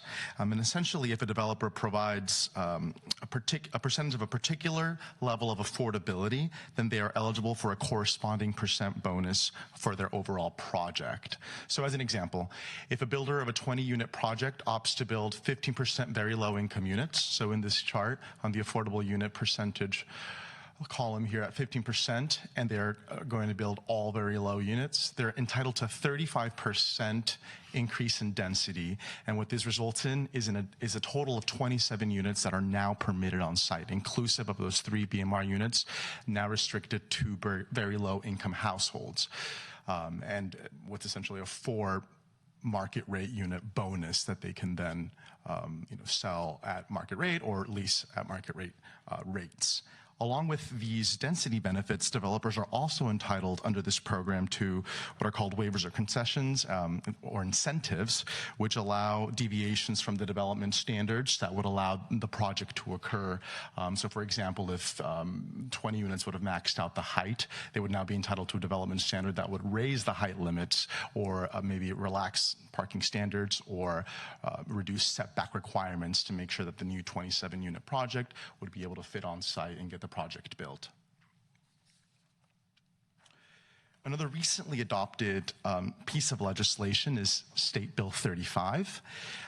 This bill states that if cities have not met their RHNA requirements at either the market rate or the below market rate levels, then developers can receive certain benefits. Cities that have not met their RHNA levels for market rate housing must give builders these benefits if the builder will build 10% or more of the units they're proposing as affordable housing. And for cities that have not met their RHNA levels for below market rate housing, they must give these benefits to builders if they build 50% of the units as affordable housing. And so the benefits essentially are to allow projects to go forth as ministerially reviewed, which give projects an expedited route to approval. They are given an exemption from CEQA, the environmental review, and also remove public hearings, which and this can save the project a lot of time and can reduce the barriers to approval. And this came into effect in January of 2018. It should be noted that since its adoption, very few developers have triggered this law, and San Carlos, which has not met its RHNA levels for below market rate housing, is subject to this. If a developer were to come forth and propose a project that will build 50% affordable housing, they could, in theory, go along this route, but it is unlikely that a project would occur within the city given the parcel availability. Another piece of legislation which is currently proposed is Senate Bill 50. This bill is currently making its way through the state capitol, and it stands to have strong impacts on cities throughout the state, including San Carlos. As we've heard today, there is a lot of community concern surrounding this bill, and some support we've heard as well. Within San Carlos, this bill would essentially upzone parcels that are zoned for any type of housing use, so that includes mixed-use housing, if it is located within half a mile of our Caltrain station or potentially within a quarter mile of the El Camino Real Samtrans bus stops. This bill, as proposed, would reduce parking requirements, would waive controls of density, and increase height limits up to 55 feet within a quarter mile of the Caltrain stop and 45 feet within a quarter mile of the Samtrans bus stops along El Camino Real. Parcels, including those that are currently zoned for single-family use, would be eligible to be redeveloped into more intense residential uses up to 5 stories near the Caltrain station. Projects would still have to build the 15% BMR required by the city code. Additionally, no parcels that have had tenants or rental units within the last 7 years would be eligible under this legislation. The city is closely tracking this bill and will keep the council informed as it progresses through the Capitol. At the local level, the city has adopted a residential development BMR program, which requires developers of residential multifamily projects to either build BMR units on site or to contribute funds to an affordable housing trust fund. The ordinance applies these requirements on both ownership projects, condominiums, and rental projects, apartments. For condo projects, those that will build 7 or more units must build 15% as BMR units on site, 10% restricted to moderate income households, and 5% restricted to low income households. Projects of less than 7 units must pay an in lieu fee or may opt to build a BMR unit on site instead of paying that fee. For apartment projects, developers are required to pay an impact fee for each unit constructed. However, builders may opt to build BMR units on site instead of paying the fee. 977 Laurel Street, which recently finished construction and began lease-up, opted for this type of approach to meeting its BMR ordinance requirements by building a BMR unit on site for rental rather than paying a significant fee. The BMR ordinance provides a series of alternatives that builders may request to meet their requirements. Any requested alternative must be approved by the first approval body for a project application, which is typically the Planning Commission. And these alternatives that the ordinance provides include the following. One is increasing the total number of bedrooms in the BMR unit, but getting a reduction in getting fewer units actually built within that project. Second is to restrict BMR units to deeper levels of affordability than required, so building perhaps 1 very low income unit versus 2 moderate income units, and that would get you a reduction in the total number of units that should be constructed. 3 is to build units off-site from the project that's being proposed, but within city limits. 4, rental developers could build units on site in lieu of having to make a fee payment. 5th is to preserve historically significant structures for deviations from the requirements of the code. 6th, to rent BMR units to BMR households in for sale condominium developments. So if a condo developer would rather rent the unit for a fixed period of time, typically 45 or 55 units. And 7th is to pay in lieu fees instead of building units, which would be deposited into the Affordable Housing Trust Fund. The last option here is a combination of the aforementioned. Additionally, within the last few years, the city has also adopted a commercial development linkage fee program. And this program charges developers of certain types of commercial project a fair share contribution per square foot fee to be deposited into the Affordable Housing Trust Fund. These fees were determined by a nexus study conducted by the city's economics consultant and was adopted by the city council by resolution. Currently, the fees are set at $5 for retail space, restaurant space, and personal service space, $10 per square foot for hotel space, and $20 per square foot for office, medical office, or research and development space. These fees are only applicable to projects that create a net new 5,000 square feet of space or more. So what are the results of some of these programs? To date, these programs have built 115 BMR units, and an additional 45 BMR units are currently in the development pipeline. That is, projects that have either received approval or are under planning review. This number differs slightly from what has been reported to the state's housing department as RENA progress. The 29 units that were reported have received building permits, but additional ones are under review of some sort. Additionally, the city currently holds about $10 million in housing funds and expects to receive an additional $10 million in the near future from large development projects, which would also be deposited into the Affordable Housing Trust Fund. This chart illustrates where in the city BMR units are currently located. There are 21 units at San Carlos Elms Senior Living Facility, 20 units at Trestle Apartments, 17 at 1001 Laurel Street, and several others mostly near the downtown core of the city. Additionally, six development projects are expected to build an additional 45 units throughout the city. One forthcoming project that will build a significant number of BMR units is the 817 Walnut project, which will be heard by the Planning Commission this month for consideration. This project plans to build 24 studio apartments, which would be 100% affordable. Currently, there is a 7-unit city-owned multifamily building on site, and if approved, the city would partner with Charities Housing, a nonprofit affordable housing developer, and contribute about $6 million from the Affordable Housing Trust Fund, along with a long-term lease for the land. The units would be restricted to BMR households at the deepest levels of affordability, which are the most difficult categories to provide units to.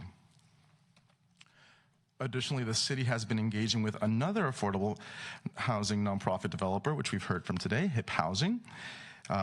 We are exploring the potential to redevelop their facility at Cherry Street to build a 30-unit project there. The unit mix would be aimed at building family housing, so larger units, and funds would go towards this project from the Affordable Housing Trust Fund.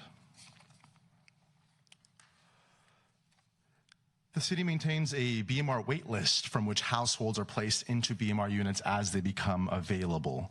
Currently, the wait list is at about 1,200 households. A majority of these wait listees have joined the list in the last 2 years. And this significant spike may be attributed to the city's recent marketing efforts to inform the community of the existence of the list and increasing knowledge about the BMR program as a whole, as well as a newly adopted online application system.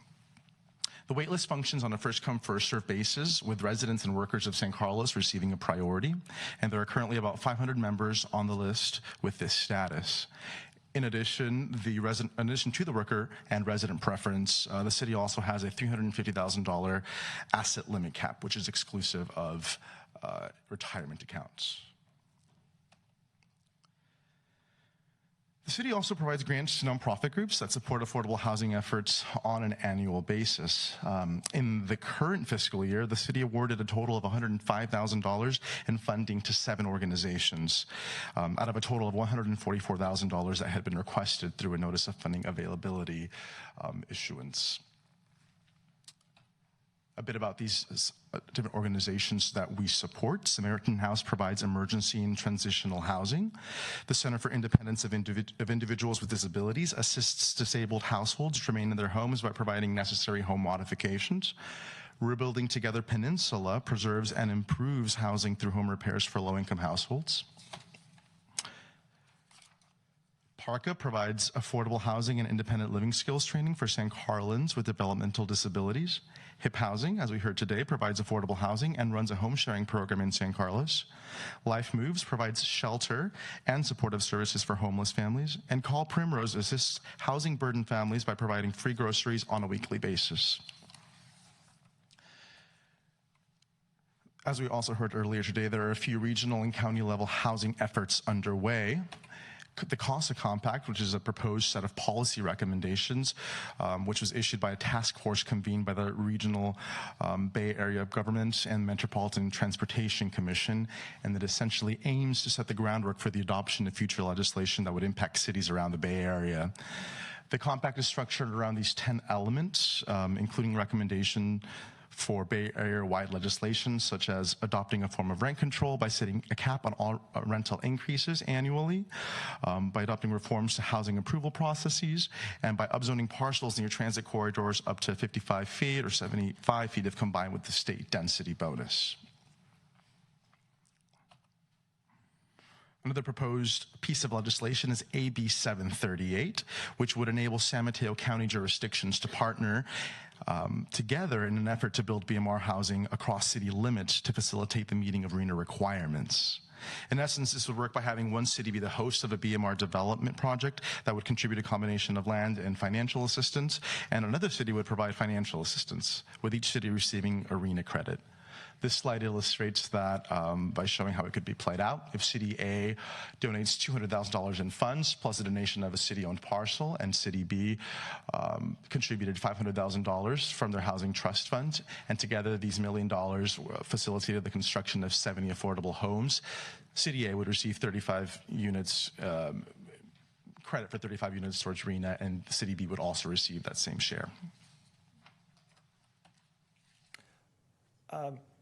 Martin and Al, before we proceed, I want to just kind of check in with my colleagues. I think we all know going into this is a huge topic. That's why it's a strategic focus for the council, not something we planned on acting on and resolving tonight.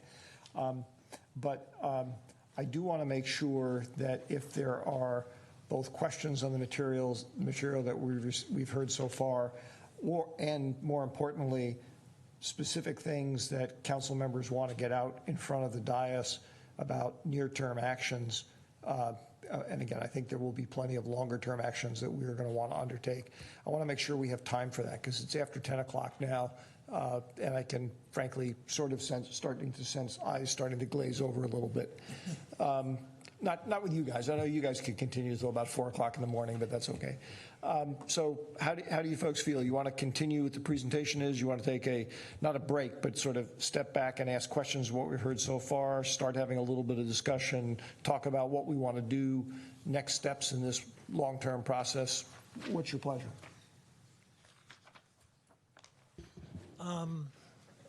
Well, a couple things.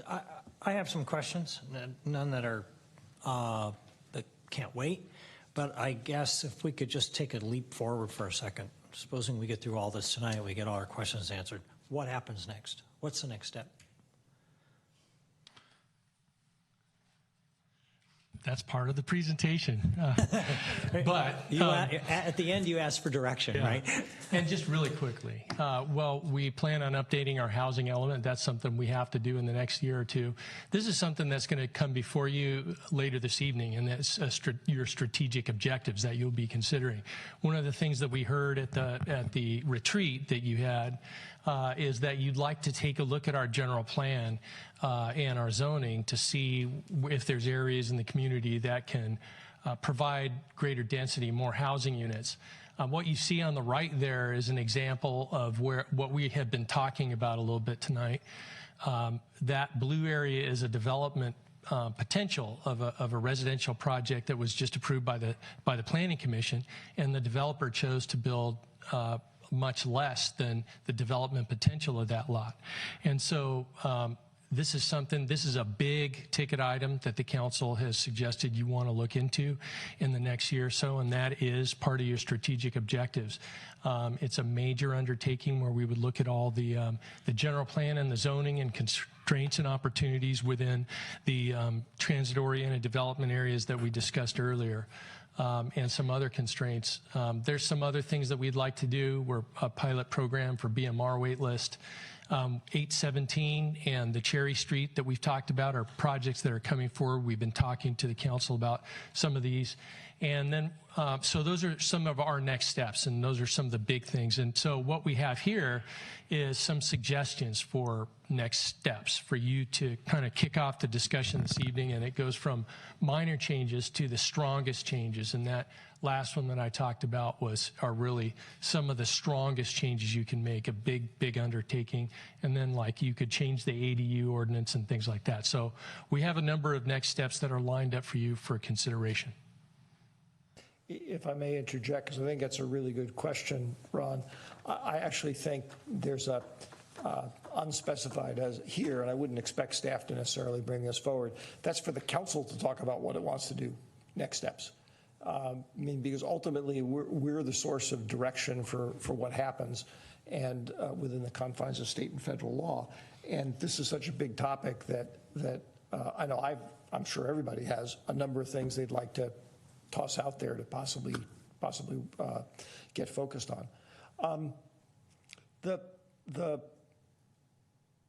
But in any event, as I said, I'd like to just get a sense from my colleagues about what you'd like to do tonight. I mean, Al just very cleverly did and very expeditiously, I guess is probably an even better word, finished the presentation, and I give you kudos for doing that. But we heard a number of things from community members tonight. We've all talked about this before. I know we all have different feelings about this topic. So what do we want to do next? Jump in. I know I have a page full of questions and thoughts, and I'm sure others do as well. And I guess just trying to understand sort of the rest of the night, we have one other item that we have to look at and how. I forgot to mention we were going to postpone that one. Oh, okay. Well, that was my question. Can we postpone that one? That would. Done. Okay. So I'm happy to go. While it's fresh to have a discussion for a while. I don't know that I want to be here till midnight, but if we could maybe go to 11 and kind of call it at that point, I'd be comfortable with that. Knowing that we would be done at that point. Is that reasonable? Yes. I'd like to ask one other thing for my colleagues to consider. And I know we've all acknowledged this is a long-term effort, and it's going to come back before us multiple times. For whatever reason, I personally feel like we're starting to actually build some momentum on this issue that we haven't had in a long time. And so I'd like to see if there's support for making sure that we manage the forward agenda so that this thing, I doubt we're going to have the totality of our discussion tonight by 11 o'clock. I'd like to make sure that it comes back quickly to us. Not with another staff presentation, but sort of with taking off from here about, okay, we've had a chance to digest the staff presentation. We've asked staff offline more questions. Now we want to actually have a discussion. I'd be in favor of that. Yes. Okay? All right, good. Then we will do that too. So, excuse me, Mark, but Sure. would we just call this study session part 2 and sort of pick up where we left off? That's what I was, that's a good way of looking at it. Study session part 2 and discussion. I'm fine with that. All right, then I think maybe let's do, let's spend some time asking questions.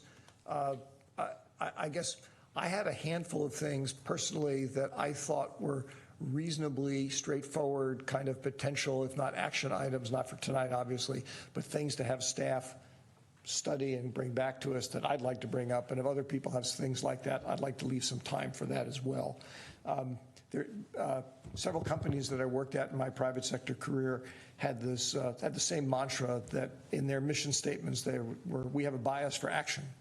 And I guess that's sort of embedded in my psyche. I like to keep us moving forward. So why don't we ask questions and then leave some time for some straightforward or potential near-term action kinds of things. Before we do that, can I just make a motion that we extend the meeting till 11 p.m.? That'd probably be a good idea since we're supposed to technically start at 10:30. I'll second. Motion and second. Any discussion? Crystal, would you call? Well, Craig, do we have to do this by? All in favor of extending the meeting to 11? Aye. Aye. Any opposed? Any abstentions? Go. Good. So who would like to start with questions?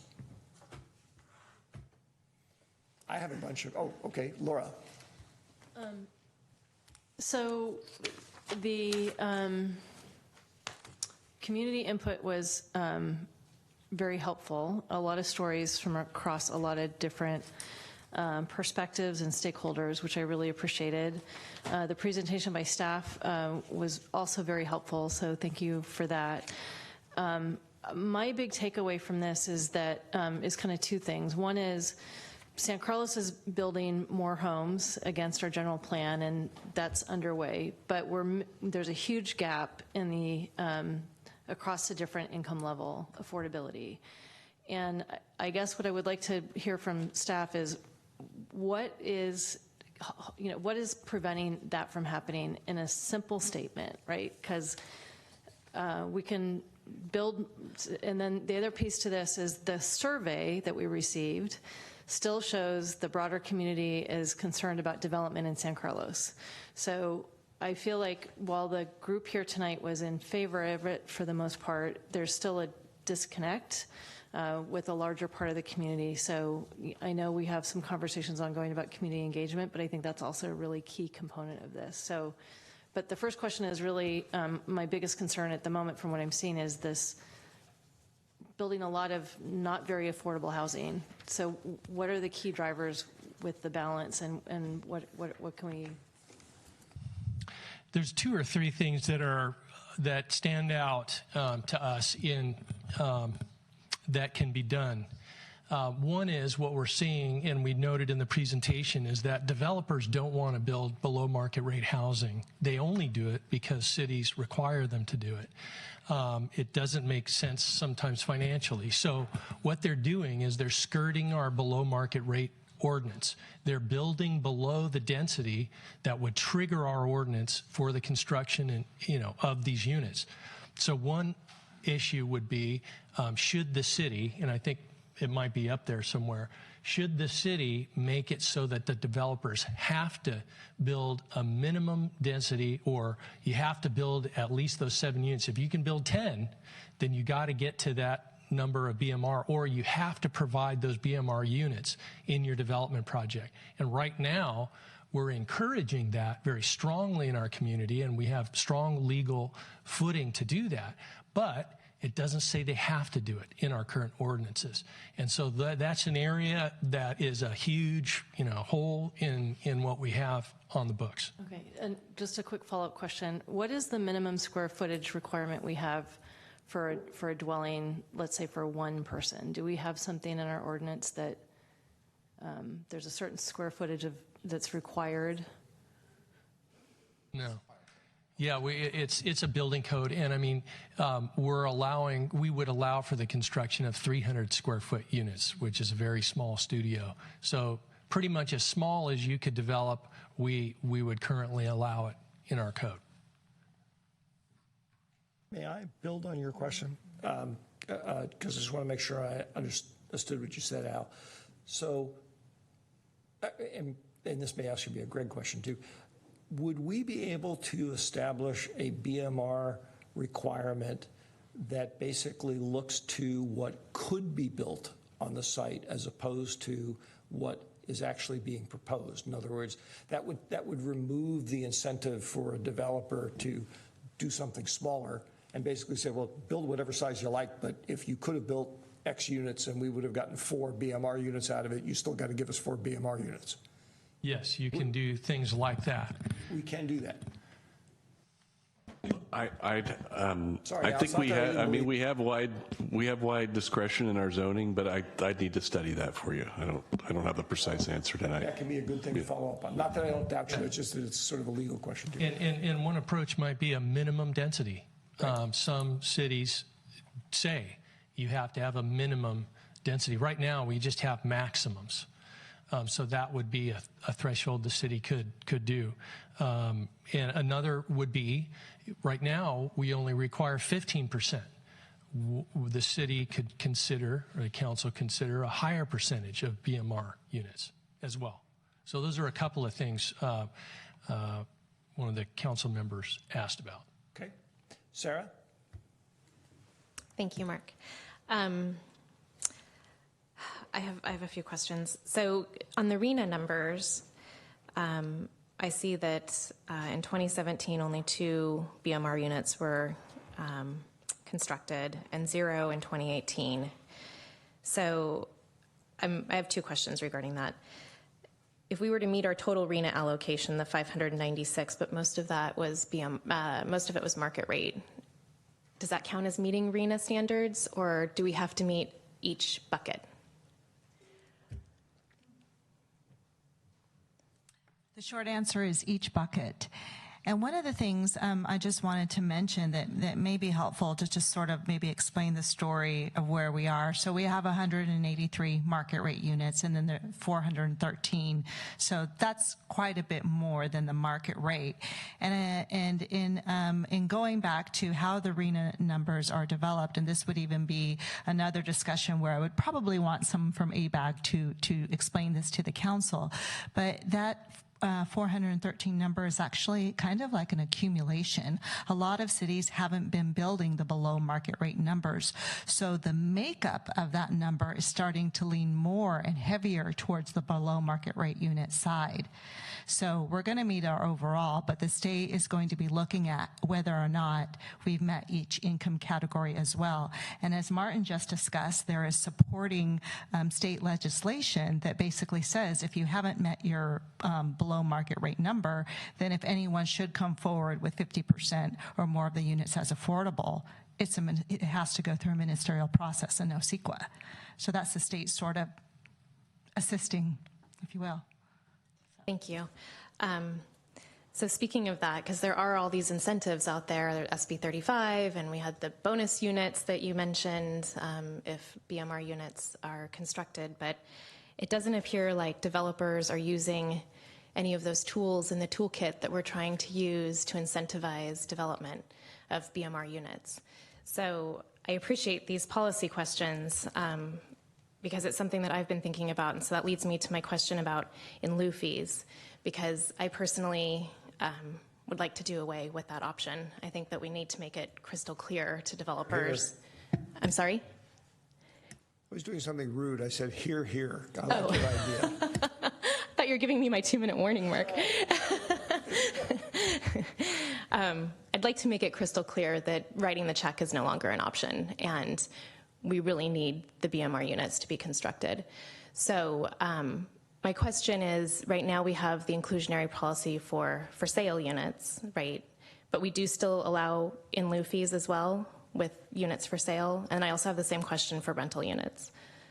Yeah, so our BMR code is pretty friendly to alternatives. If you can, that long list of alternatives that were presented, essentially you can make your case to the first approval body. You can come to the Planning Commission and say, this is my BMR plan, though I'm required to build these units. I either, if I did it, and it would be economically infeasible, or it would be, detrimental to my return on my investment. And here's the study that I've commissioned.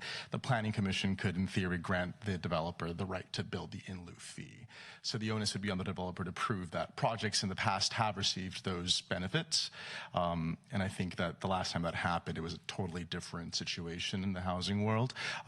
But that is to say that our BMR ordinance hasn't been amended substantially in recent years, and that's one of the requested policy directions for whether we should review the alternatives currently available and whether things like in lieu fees might be removed as an alternative or drastically changed only for perhaps maybe projects under certain, maybe 2 units or whatever it may be. We could study that to figure out what the correct set of alternatives would be best suited for the community at this time. And that's all legal. We're in solid footing there with taking that option away. Okay.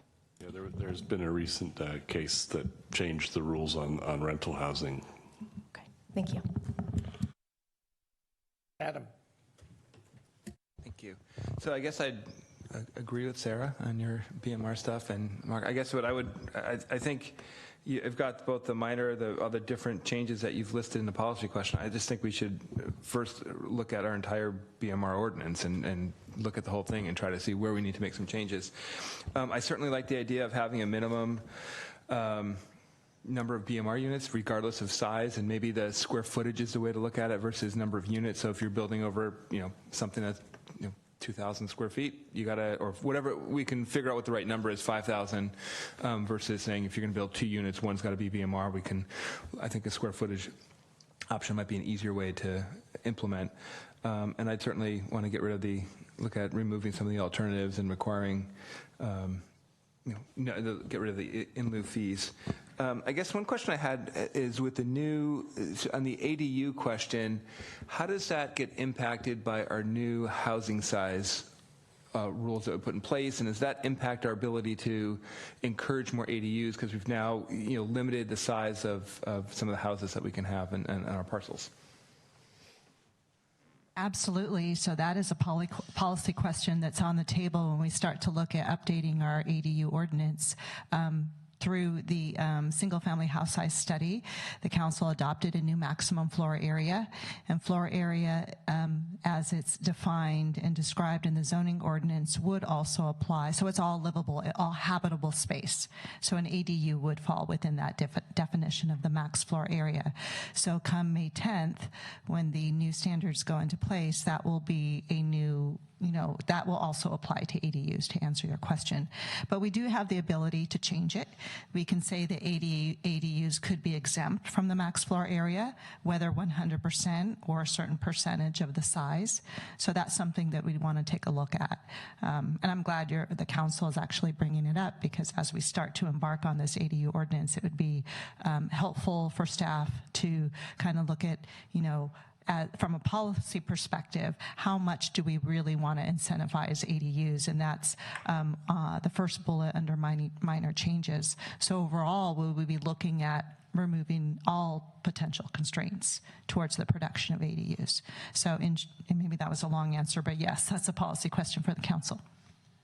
And I'm assuming that, we've seen some increase in the requests for ADUs. That could be because of the changes coming in on the zoning as well, right, and the housing sizes. So that increase that you've seen right now could be related to that, and be interesting to see sort of post-May if that drops off again at that point. So I will share that some folks have asked the question, I want to do an ADU, am I going to be subject to the max floor area? And staff has responded, yes, come May 10th, you would be. So there's been a little bit of activity in getting the ADUs submitted now before that standard would take effect. Makes sense, so we should look at that. And then I had one, Lisa, what does TDM stand for? Transportation Demand Management. Got it, okay, thank you, that was easy. And thank you for invoking the Gracilli rule. No acronyms. I need my little timer. And then the one question I had, you mentioned you could apply for park in lieu fees for certain assessment zones. Do you know how much is the fee that we get to that? You talked about housing units being, or parking for a developer being $50,000. So how much are they getting, what's the difference in that? Martin may have to help me out on this from what you remember, but essentially it's approximately 17,000 units per parking space. That's what our current $17,000 per parking space. That is our current in lieu fee for a parking space under that particular scenario. And the history behind that number, behind that particular fee, comes from a prior resolution which set the fee into place. And then further language went into that resolution to say that it could be adjusted per cost of living. And so if we do the math, that's how we wind up at the 17,000. So council by resolution could amend the parking in lieu fee amount. And I believe that may have been a discussion that took place in the prior years with our downtown parking study and the different options the council could take. Do you want to add anything to that? That's right. And we have had a new study conducted to get that. We were just increasing it by cost of living, and so that was no longer adequate for market conditions. So we've had a new study conducted that will set a new market correct level for that will come before the council for approval as part of a new resolution, right? I have more questions, but I will let others jump in for a while. Thanks. Yeah, actually, I had one question I'm going to ask, but I want to share an idea that Ron mentioned to me a few minutes ago to see if the dais is willing to follow this. One other way of doing this, because I think we all have a bunch of questions, and probably if it wasn't 10:30 at night, we'd have even more. And when we reflect on this a little bit, we'll have more. We could, Jeff, if this would work for staff, why couldn't we submit the questions offline to staff, basically kind of like what we do with the mini retreats, and have you guys organize them, summarize them, and bring back answers the next time we continue this discussion? We wouldn't have any problem with that at all. Okay, because that would give people a chance to reflect on stuff and ask further questions, and we wouldn't have to take the time to vocalize them all. We'd lose the interaction amongst ourselves, but we'd get that back when we hear the answers coming back. So I appreciate, Ron, you mentioning that. I think it's a good idea. And one question I did say I wanted to ask of a very general nature, and this is probably an Al and maybe Greg question. I was not involved with the amendment process for the general plan. I know that even on the periphery, it was kind of a major undertaking, took a lot of staff resources, community resources. So it's not something one does lightly. What's involved with changing merely a part of the plan? Like, for example, if we were to talk about some aspect of housing, specifically as it relates to multifamily housing, or some aspect of commercial development as it related to just commercial development in a section of town. Is that equally involved and time consuming? Or I know it takes time and effort, but is it something that one could reasonably expect to do more expeditiously than an entire rework? And can you separate things that way? It really depends on how large an area it is and what you're talking about. So there are ranges, you know. We did the whole general plan back in 2009, but even with what is in the strategic vision that you've shared with us, that is a major undertaking, and it would require updating of our entire EIR and CEQA, a lot of analysis, background investigation, public meetings, consultant time, staff time. So that one is the big one. Could you do something smaller? Yes, and you could do it more expeditiously. For instance, just something that we recently discovered in South Laurel. We were looking at height in the South Laurel area because people were concerned about the 3- and 4-story developments going there. And what we found out about that is that the maximum density there is 20 units to the acre along there. And what we also discovered is that within the envelope that you could build, if the density was just a little higher, you could, build 1/3 more units, let's say, in the same envelope.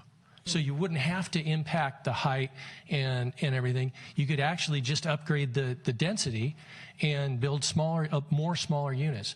And so that's something that you could do like in a very focused area that would be much faster and more maybe impactful in the near term. Okay, thank you. That helps. Greg, is there anything you wanted to add to that? No, that's actually I was thinking the same thing about the EIR on the big picture change, but as long as it's consistent with the zoning, you can do a lot of zoning changes as long as it's consistent with the general plan, and I think what Al's describing is something that would be potentially consistent with the general plan, so you can go straight to a zoning change. It's changing the general plan itself, or even elements of it that start becoming more complex. And the thresholds of significance for the changes, does that trigger the need to do an amendment to the EIR or a new EIR? Okay, thank you. Laura, I see that you have your light on. Yeah, so one of the comments that one of the residents made was about the amount of office space that's being built. And we've had this conversation in the past when I've been trying to better understand the dynamics of what's happening in our community with development. And my understanding is that from a ROI perspective, office space basically trumps the building of retail space, which the ROI on retail space exceeds that of housing, right? So I guess when I look at it, if that's true, right, it's no wonder that we see a lot of office space going in up and down the peninsula, but really a dearth of housing projects. So what I'm wondering about is, what can we do to incentivize developers to move and migrate more towards housing projects as opposed to commercial projects, right? Because everything that I'm hearing is that, we need housing, right? So the economic piece of it, how do we incentivize that and motivate that? Has staff given to any thought around our policies around that and how we can motivate? Well, Most recently, the city has, and we didn't do this before, is that the council said that those developments must pay their fair share toward housing, and we never did that before. We were one of the first cities in the county, and one of the few cities in the county that adopted this commercial linkage fee. And in fact, it's so new that we haven't received a lot of funds from it. But as Martin mentioned, we anticipate $10 million that could go toward whatever the council wants to do with it, either build units or do some other things with it. So that was a huge moment for the city of San Carlos to take that, to get out in front of that issue. So that was a big one, because again, that's $20 a foot for new development. So that was a big thing. To ask developers to actually build those units in your community is a different conversation, and it's something that we would need to explore what the ramifications are of that. And right off the top of my head, I don't know of cities that do that, but it's something we could certainly look at. That would be a big thing. A third sort of rail on this thing is somewhat related to that. What community benefits could developers provide that do benefit people who live here already, and even low-income people or people who don't have access to daycare or other services associated with, income levels? So those might be some things that you could look at. That would be, we do have a clear path for those things. Al, I'd be interested in your take in terms of the role the city might play in terms of property acquisition, assembling larger parcels that could then be sold to developers for projects not unlike what we did with the hotel. Is that something that would be a benefit to the development community as well? Yes. And I mean, the city can do that, as you know.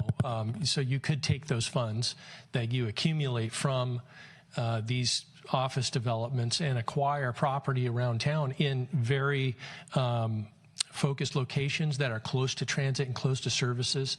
That would make it very highly desirable to folks of lower incomes that don't have cars and things like that.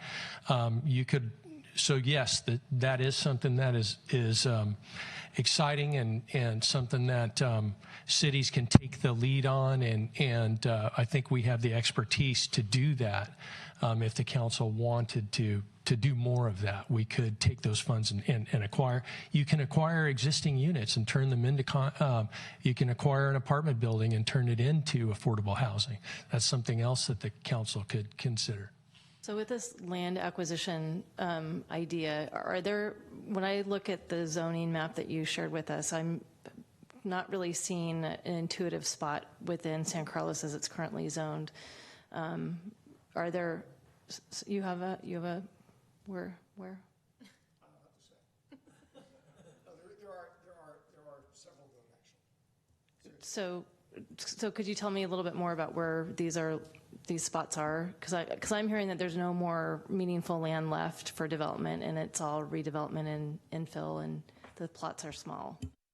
So we have done studies of this, and we did a number of opportunity site analyses of downtown area within a 1.5 mile of the train station and other transit. And we did find several properties that would be good for affordable housing or mixed-use developments in the community. It's something that we haven't shared with the new council, but it's something that we could certainly share. If the city manager thought it was a good idea, we could do it through subcommittees and things like that and bring people up to speed. There are lots of properties within walking distance of transit that the city could partner with an affordable housing developer or go it alone. So there are lots of opportunities. It requires creativity and thoughtful approach. But yes, that is a very distinct opportunity, and we can again share that information with the council. Sarah. I have a follow-up question to that, Al, actually. I'm glad we touched on that topic. I learned about, in Redwood City, I think that they did a project where they used a large development and the commercial linkage fees that were obtained from that development. The developer was required to work with a partner that was looking for funding and fund a specific project. Is that something that we've considered for San Carlos, is actually making that link? And, maybe there are projects kind of in the wings waiting for funding that that could, make it happen. No, we haven't done that with office or commercial development projects, but that's a policy direction that we could take a look at. We can see what Redwood City and other cities are doing, and if that's a community benefit the council wants us to look at, we can certainly do that. I don't know if it would necessarily be a separate community benefit, but using the linkage fees directly instead of putting them in, our housing fund. We could certainly explore that. Adam.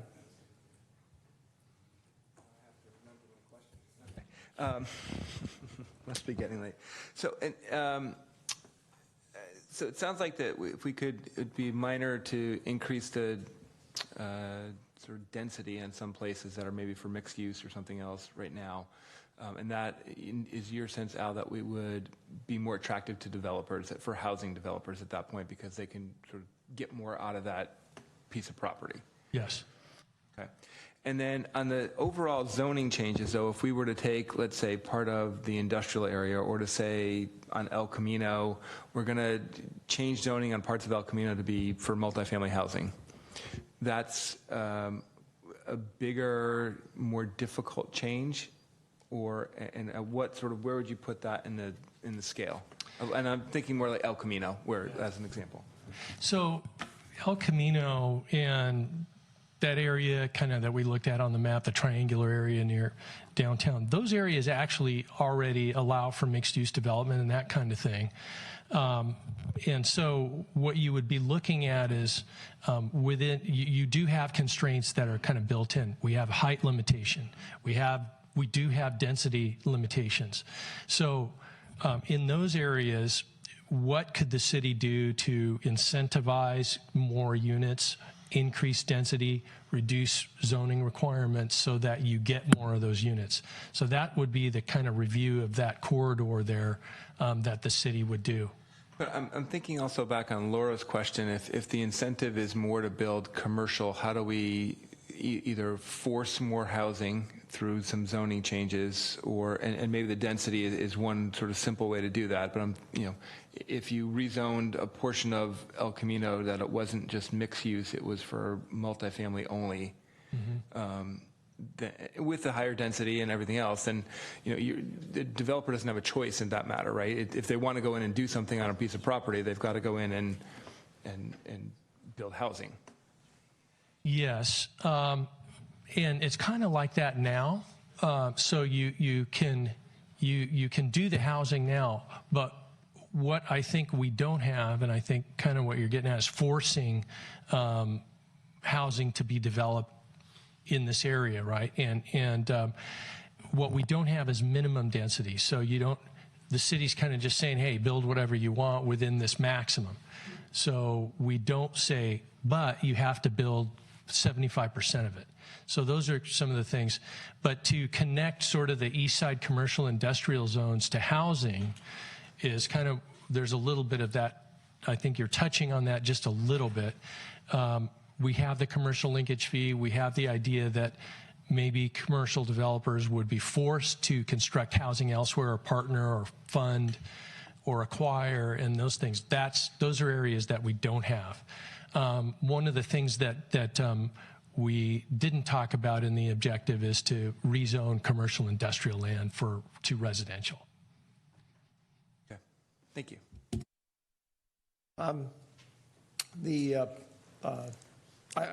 This is a great conversation, which I definitely want to have us continue.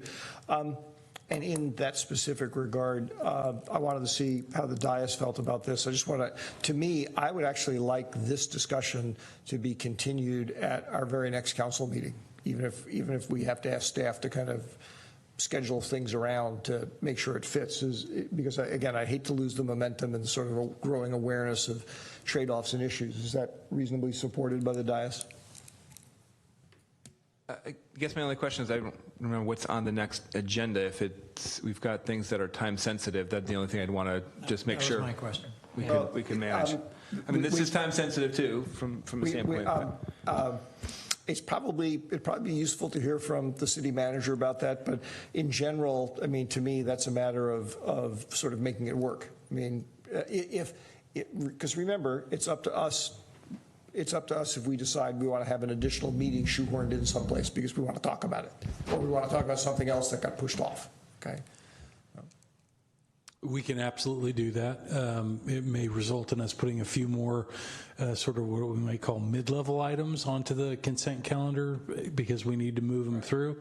You know, certainly myself and staff can be available to meet with council in advance of the next agenda so we can go through some of those things and make sure you're comfortable with some other stuff if we have to kind of push that onto consent.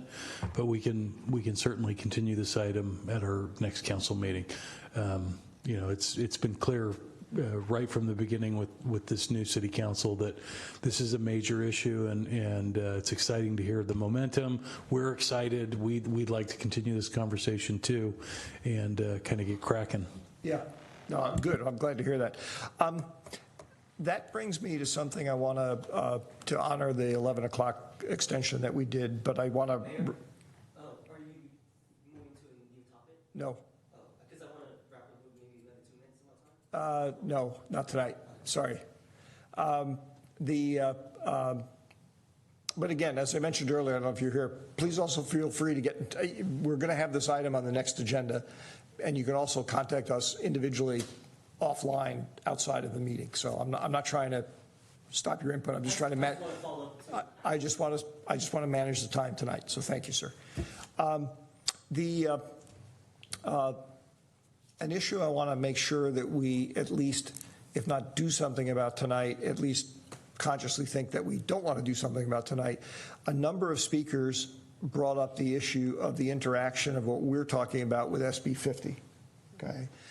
And in fact, I think there were a couple of speakers who specifically called for the council to take a position on SB 50 and clarify for the community where we are. I'm not saying I necessarily want to do that, but I think it would be remiss if we didn't consider that all of the things that we've been starting to touch on here in the last hour,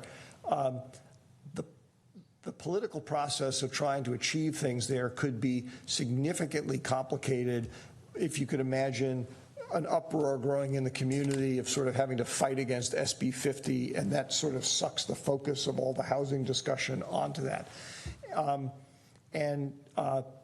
That to me is an argument for why the council might want to think about taking some position on it, not tonight because it's not an action item.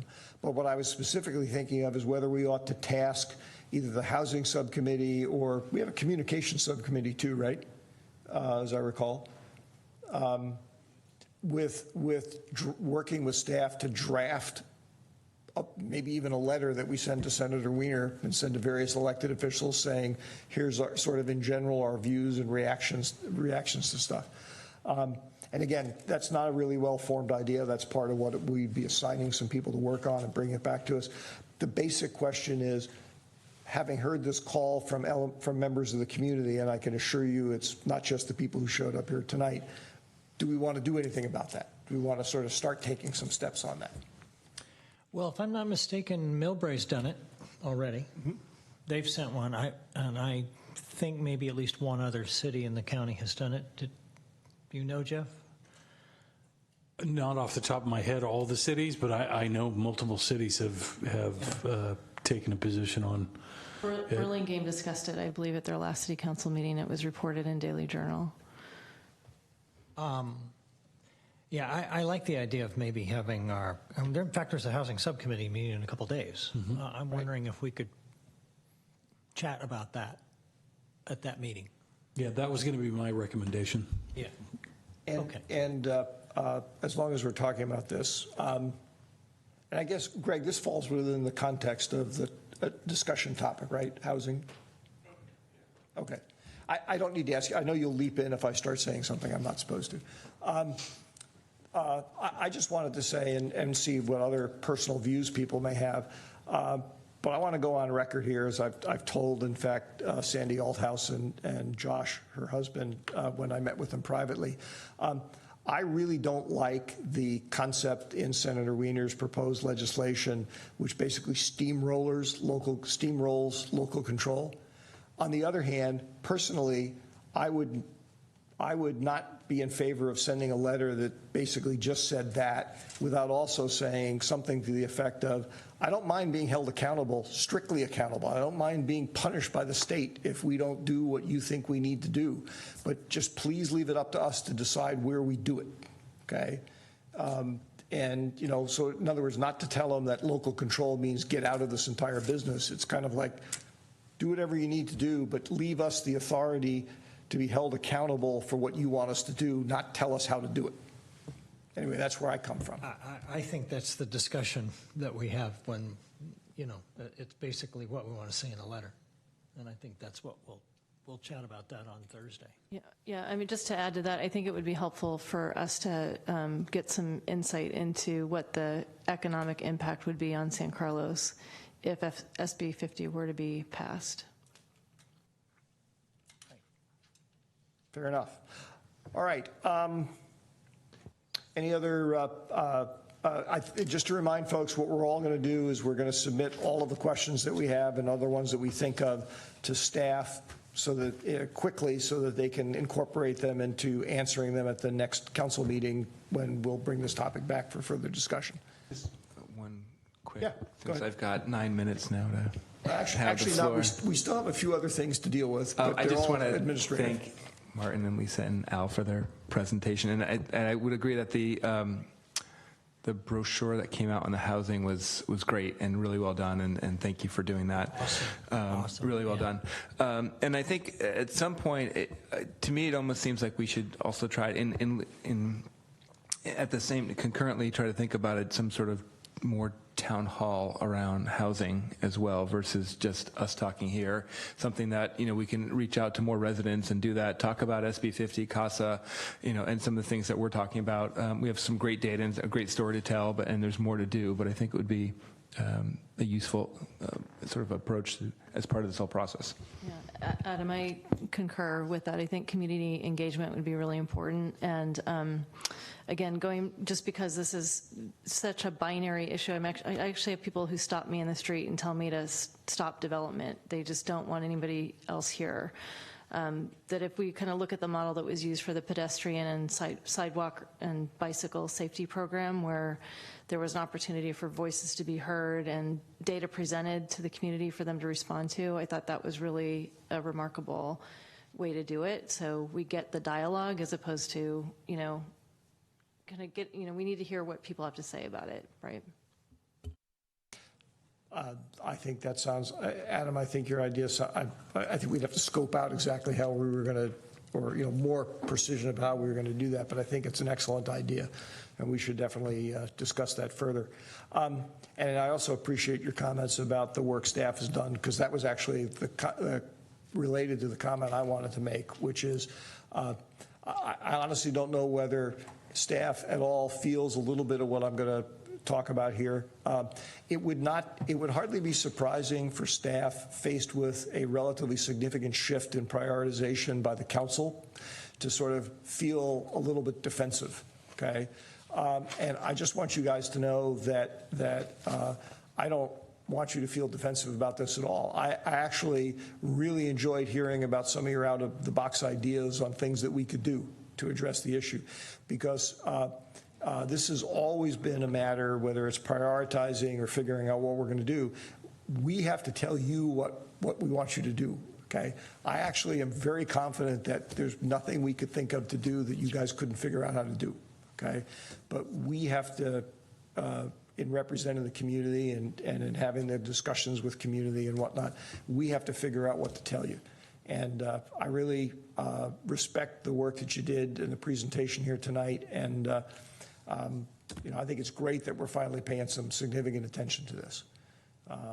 Because, you know, as I said earlier, I just speaking for myself, I don't really want to live in a community where it's nothing but old rich guys like Ron and I who don't have young kids anymore, okay? Who are you calling rich? Sorry about I accept the old part. Okay, there you go. All right, I'll amend my comment. Old guys without kids, because I just think communities that are more broadly based and are more diverse are just more exciting and healthy communities. So I'm glad to see we're working on that. All right, so more to be worked on this. We're going to, we moved off the item on the strategic plan. Not that that's not important, but just in terms of time. So next item is council reflections and agenda setting. I have one agenda topic to propose, but who has things they want to bring up? Yeah. I'd like to bring something up. So there's been some discussion, and I've received some feedback around questions people have in the community around the proposed community foundation, and speculation can often get ahead of reality. And given the fact that this is a new council and that idea was initiated by the previous council, I thought it would be helpful for us to come together and have a conversation about, what is the need for that and what do we hope to get out of it, simply because if the idea is that it would be funded, with the $2 million from PG&E settlement, that's a significant sum. And I think I would like for us to just do diligence on that in advance of any recommendation coming or proposal coming from the community. I don't think it's a bad idea, although I will say I'm actually having coffee with Cameron to talk about just that in a couple weeks. And so because he is involved in this and it was sort of his brainchild, I want to get some feedback from him before we discuss this a little bit more, because I really want to know what I'm talking about. I want to find out from him, his particular vision. I don't know if he's contacted any of the rest of you. If he hasn't, you probably ought to contact him. I think that since he was the guy that started it, I think we could all benefit by those individual conversations. Just to jump in here, Laura and I, because we're on that subcommittee, we actually met with not the entire board, but the sort of core executive board of the proposed foundation. We had about an hour and a half long meeting the other week, which I thought was good. There were a lot of good questions that came up in discussion. Laura, I guess the question I would ask you is, actually, let me start with Jeff. Jeff, as I recall, this item for the Community Foundation is scheduled to come back to the council in May. Is that correct? Yeah, that's correct. Okay. So, Laura, are you asking for a discussion to take place before this comes back to the council, or at that meeting, or what? I'd like it to happen in advance of that scheduled meeting. I mean, similar to, for example, the other night we had a conversation about abandonment of land, where we were going to discuss the policy and then take an action, right? It ended up working out where we discussed the policy first, which I think is the appropriate way to approach it, and then dovetail into the conversation about a specific ask. So okay. That's what I'm looking to just kind of tighten up the process a little bit, because I'm getting a lot of feedback from community members who, and it's just hard without having a clear picture and vision of kind of what this is about and why we're asking for it. I understand. I understand at least I understand the timing of the request now. I mean, you and I were both in that same meeting, and not putting words in anybody's mouths. We probably had a somewhat different perspective of where things stood with the proposed community foundation. Meaning that I understand you were raising similar questions and concerns there. So I guess the question is up to the dais. Do we want to agendize a discussion of the background and plan that before revisit the issue of allocating the PG&E money to this, or the scope of what we want the community foundation to look like? What is it that we're looking for? I think the discussion would be around what would be the intent of a community foundation, what would we hope to get out of it. Okay. Right. That's very clear. Excuse me, Mr. Mayor. We're coming up on 11 o'clock. Are we going to be done in a minute, or do you need a motion to extend it for 5? Let's extend it for 5. All right, so moved. I'll second. All in favor? Aye. Any opposed or abstaining? No. Good. Thank you, Ron. All right, so Laura's explained what it is that she's looking for. What's the reaction? I guess I'm just not clear what the intent of the already scheduled May meeting is. This is where I'm getting confused on that. And is this something that we could get sort of a written comment on what the foundation is. In the interest of being time sensitive here, I believe what the difference is what is currently planned to come back to the council is a proposal by the nascent community foundation for how they would like to be organized, what they plan on doing with the money, what their plans are for being a community foundation. And Laura is raising a different question, which is before you get to that point, it's like, well, let's revisit the question of the intent of creating the foundation. I'm not trying to put words in your mouth, but I think that's what I heard you say. Yeah. Okay. So that's the difference between the two. One is the foundation coming back saying, hey, here's what we'd like to do. What do you guys think? And we say yes or no ultimately about whether we want to give them the money and what strings, if any, are attached to it. Laura's asking a question that would occur before that if the council wants to revisit it. Couldn't that just be part of the presentation that we get? Couldn't it just be a background and have it be incorporated into that already scheduled meeting? Well, I guess my point of view on this is that there's 3 new council people, and it's a significant fund, sum of money, right?